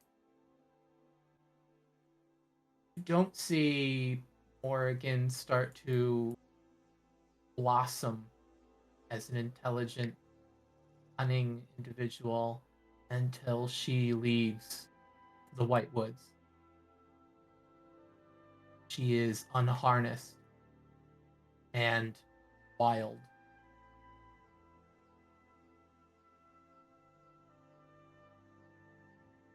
Don't get very many instances until she is writing about infiltrating the capital city of Vuori, acting as a sort of medicine woman, researching at every possible moment, buying records, uh, paying people off, being careful, changing her appearance, and moving to different parts of the cities. She starts to come up with this idea over hearing someone talking about transportation magic, spell circles, or teleportation.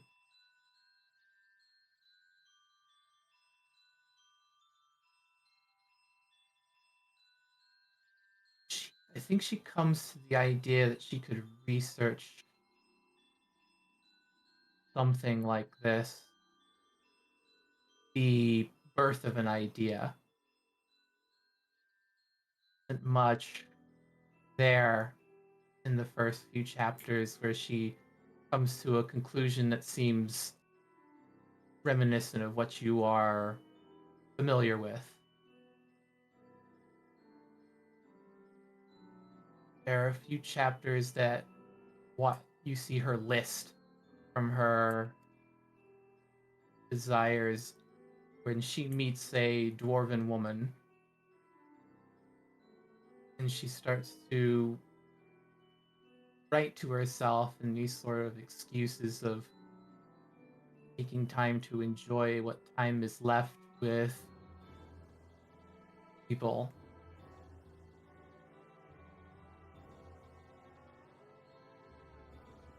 There's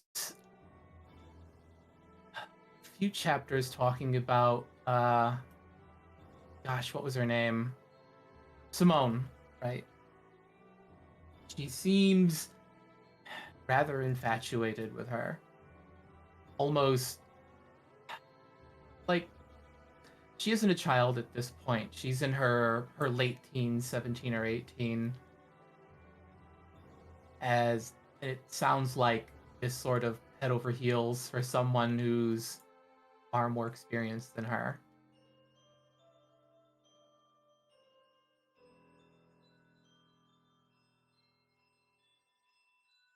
At this point, there isn't an update for a long time. The next one comes when she is within the White Woods again. He details a process in which one might reach the night market, place that lies within her mistress's domain. And what she intends to bargain for.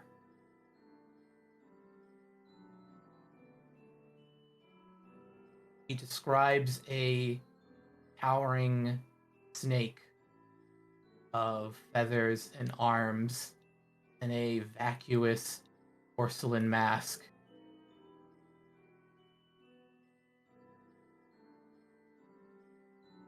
and a sort of alien terror she wasn't sure she was capable of at this point.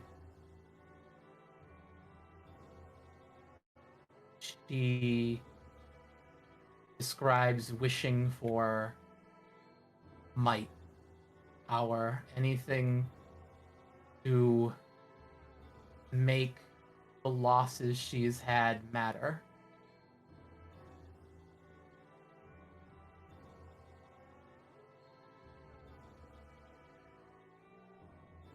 And the being granting her this wish and her immediate disappointment on not receiving anything tangible. Though as you continue to read, you immediately start to notice her intelligence has had to have doubled at this point. Her entries become more hateful,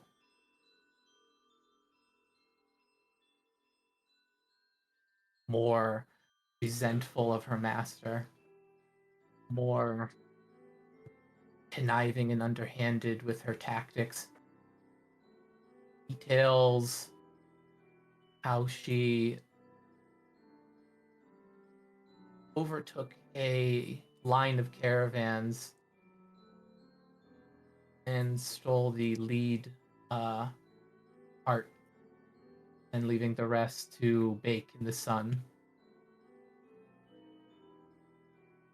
And her intentions to move her operations to Vitrium, where she will not be so partially sought after.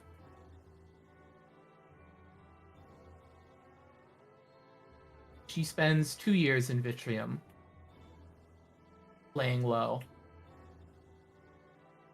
accumulating knowledge, gathering spells, and slowly getting more intelligent and more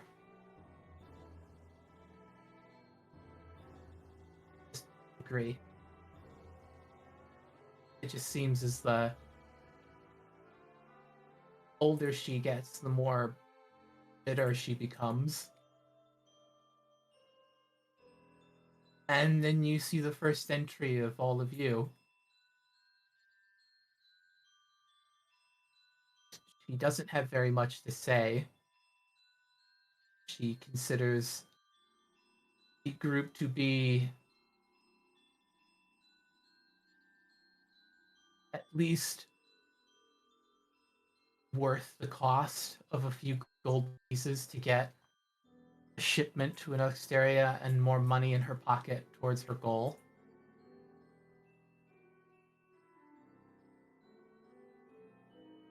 He details in a few more entries how gullible and simple minded some of you are. He makes an offhanded comment on enjoying starting conflict with Francois because they seem to be the only one willing to joust with them verbally. She immediately hates Mel. Mel knows something about her and she shouldn't. Immediate distrust, immediately feels on guard against all of you and her.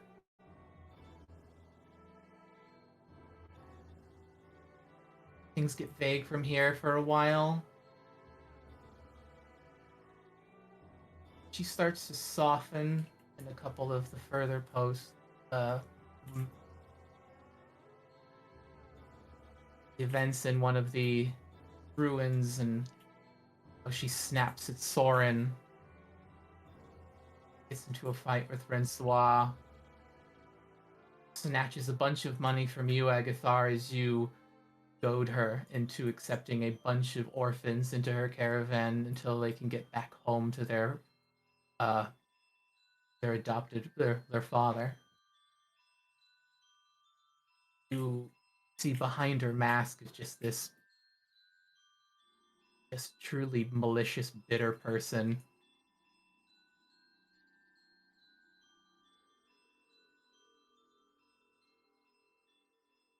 It ebbs at a moment.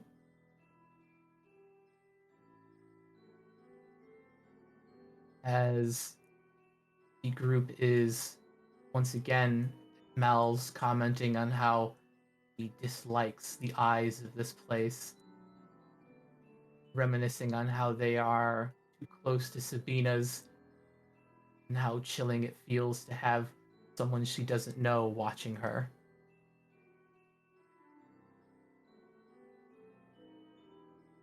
And how she tries to start an argument with Rensois and not expecting to get something kind in return, and is immediately flummoxed.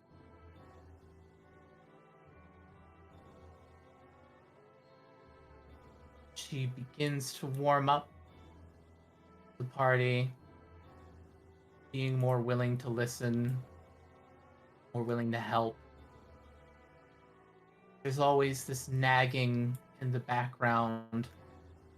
It's only a moment's collect what I need and go. Get out once you have enough.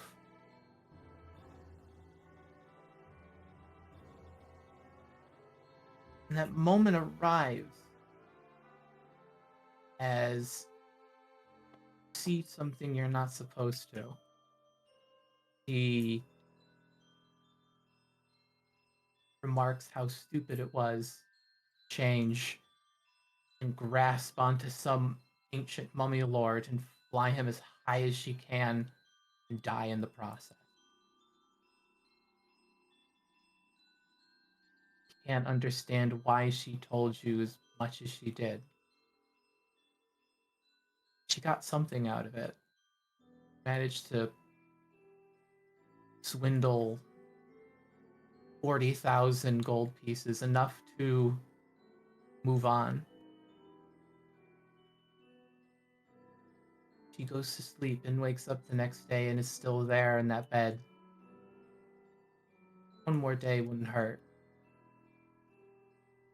One day becomes two, becomes a week, becomes a month. She's over what she expected she would get by traveling with your group. And then she starts making excuses about taking the time to smell the roses. She stays longer. Starts to express a warmth for Rensois. Immediately hates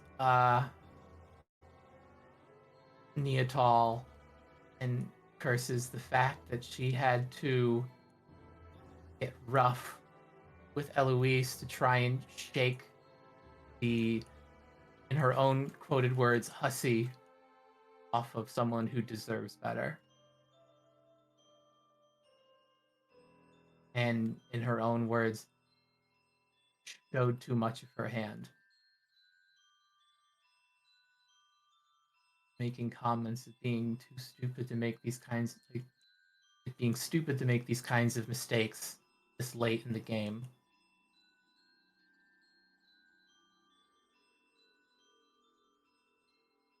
And she gets closer to Rensois and all of you. This hate and anger starts to stop being a loud voice in her words and starts being a nagging echo in the background. Her worries seem to be more focused on these archmages everyone is so concerned about. She spent all of that money changing her cart into a home, as in her own words, having a better staging ground would be useful.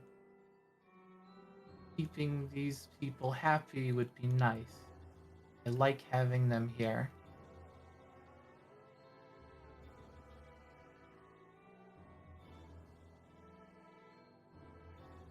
comes to the moment where Francois and Morrigan start being together, and more excuses keep pushing back her plans. She had had enough the moment we had finished with the tower arc, the wish, the money, everything. That she could leave. It would all be done. And she waited. Instead of going to Vuori, she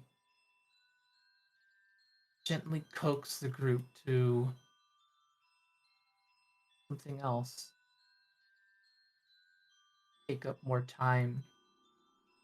It would be longer, so she could stay longer. That nagging in her words keeps coming back. Can't last. It won't last. Then the first Dreamcatcher event happened, and the scrawl is panicked. No, everything's changed. What do I do? What do I do? Lean in. Lean in. He initially pretends to play along and then starts to question, would it be so bad? Certain I can get them to see it, to understand. You could read about her failed attempts at trying to coax you the first time, her dance on the roof with Francois and explaining things from her perspective had no change. It's all this concerning, bubbling doubt and panic. You don't see the anger here, just worry and confusion. In more recent events, she had all of this money and she spent it again, brought herself to zero, made her home bigger for all of you, thinking, I'll find a way.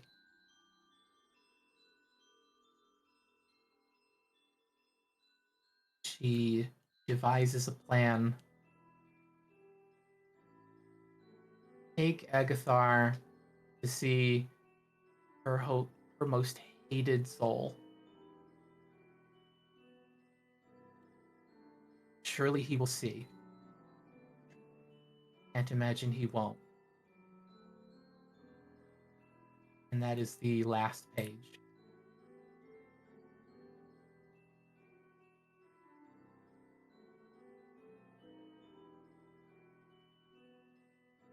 As he finishes reading the last page, he closes it shut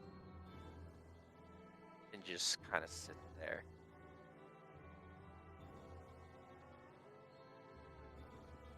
He has left bookmarks in important places.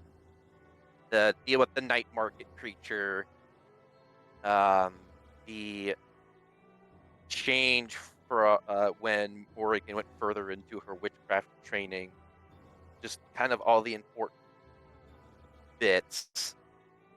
And he looks through, he just like stares at the cover of this journal,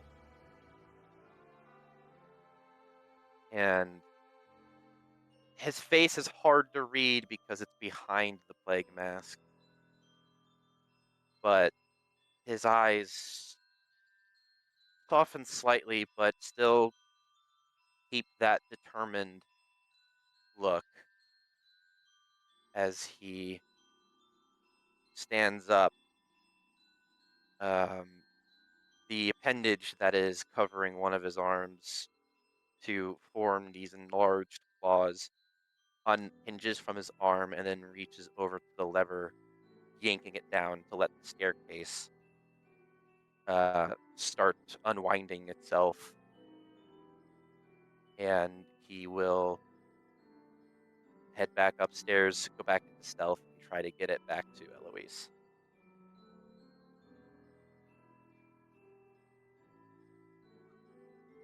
Um, you would find that it is fairly easy to get it back to Eloise. She is asleep at the table, the books sprawled out across in front of her, trying to put together a puzzle that she doesn't have all the pieces to.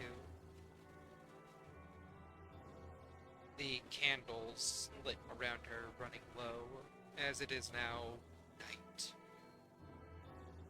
Everyone else is asleep. You are alone. And you place that journal back down where it's supposed to go. With just a single word on a small note on top of the journal that just has heat. I figured as much. Mhm. And then you vanish back into the shadows. And that is where we will end tonight's session.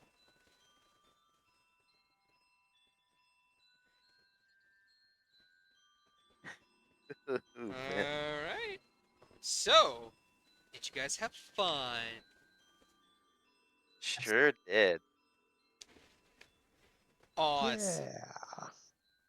Let's go Hey! with that. Okay.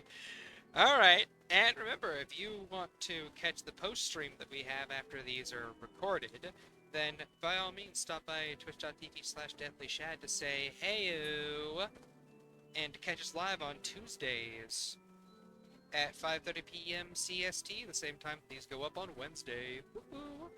Agathar, say goodbye to the people. Goodbye, people. Morrigan, say goodbye to the people. Goodbye to people. Rince, say goodbye to the people. Goodbye.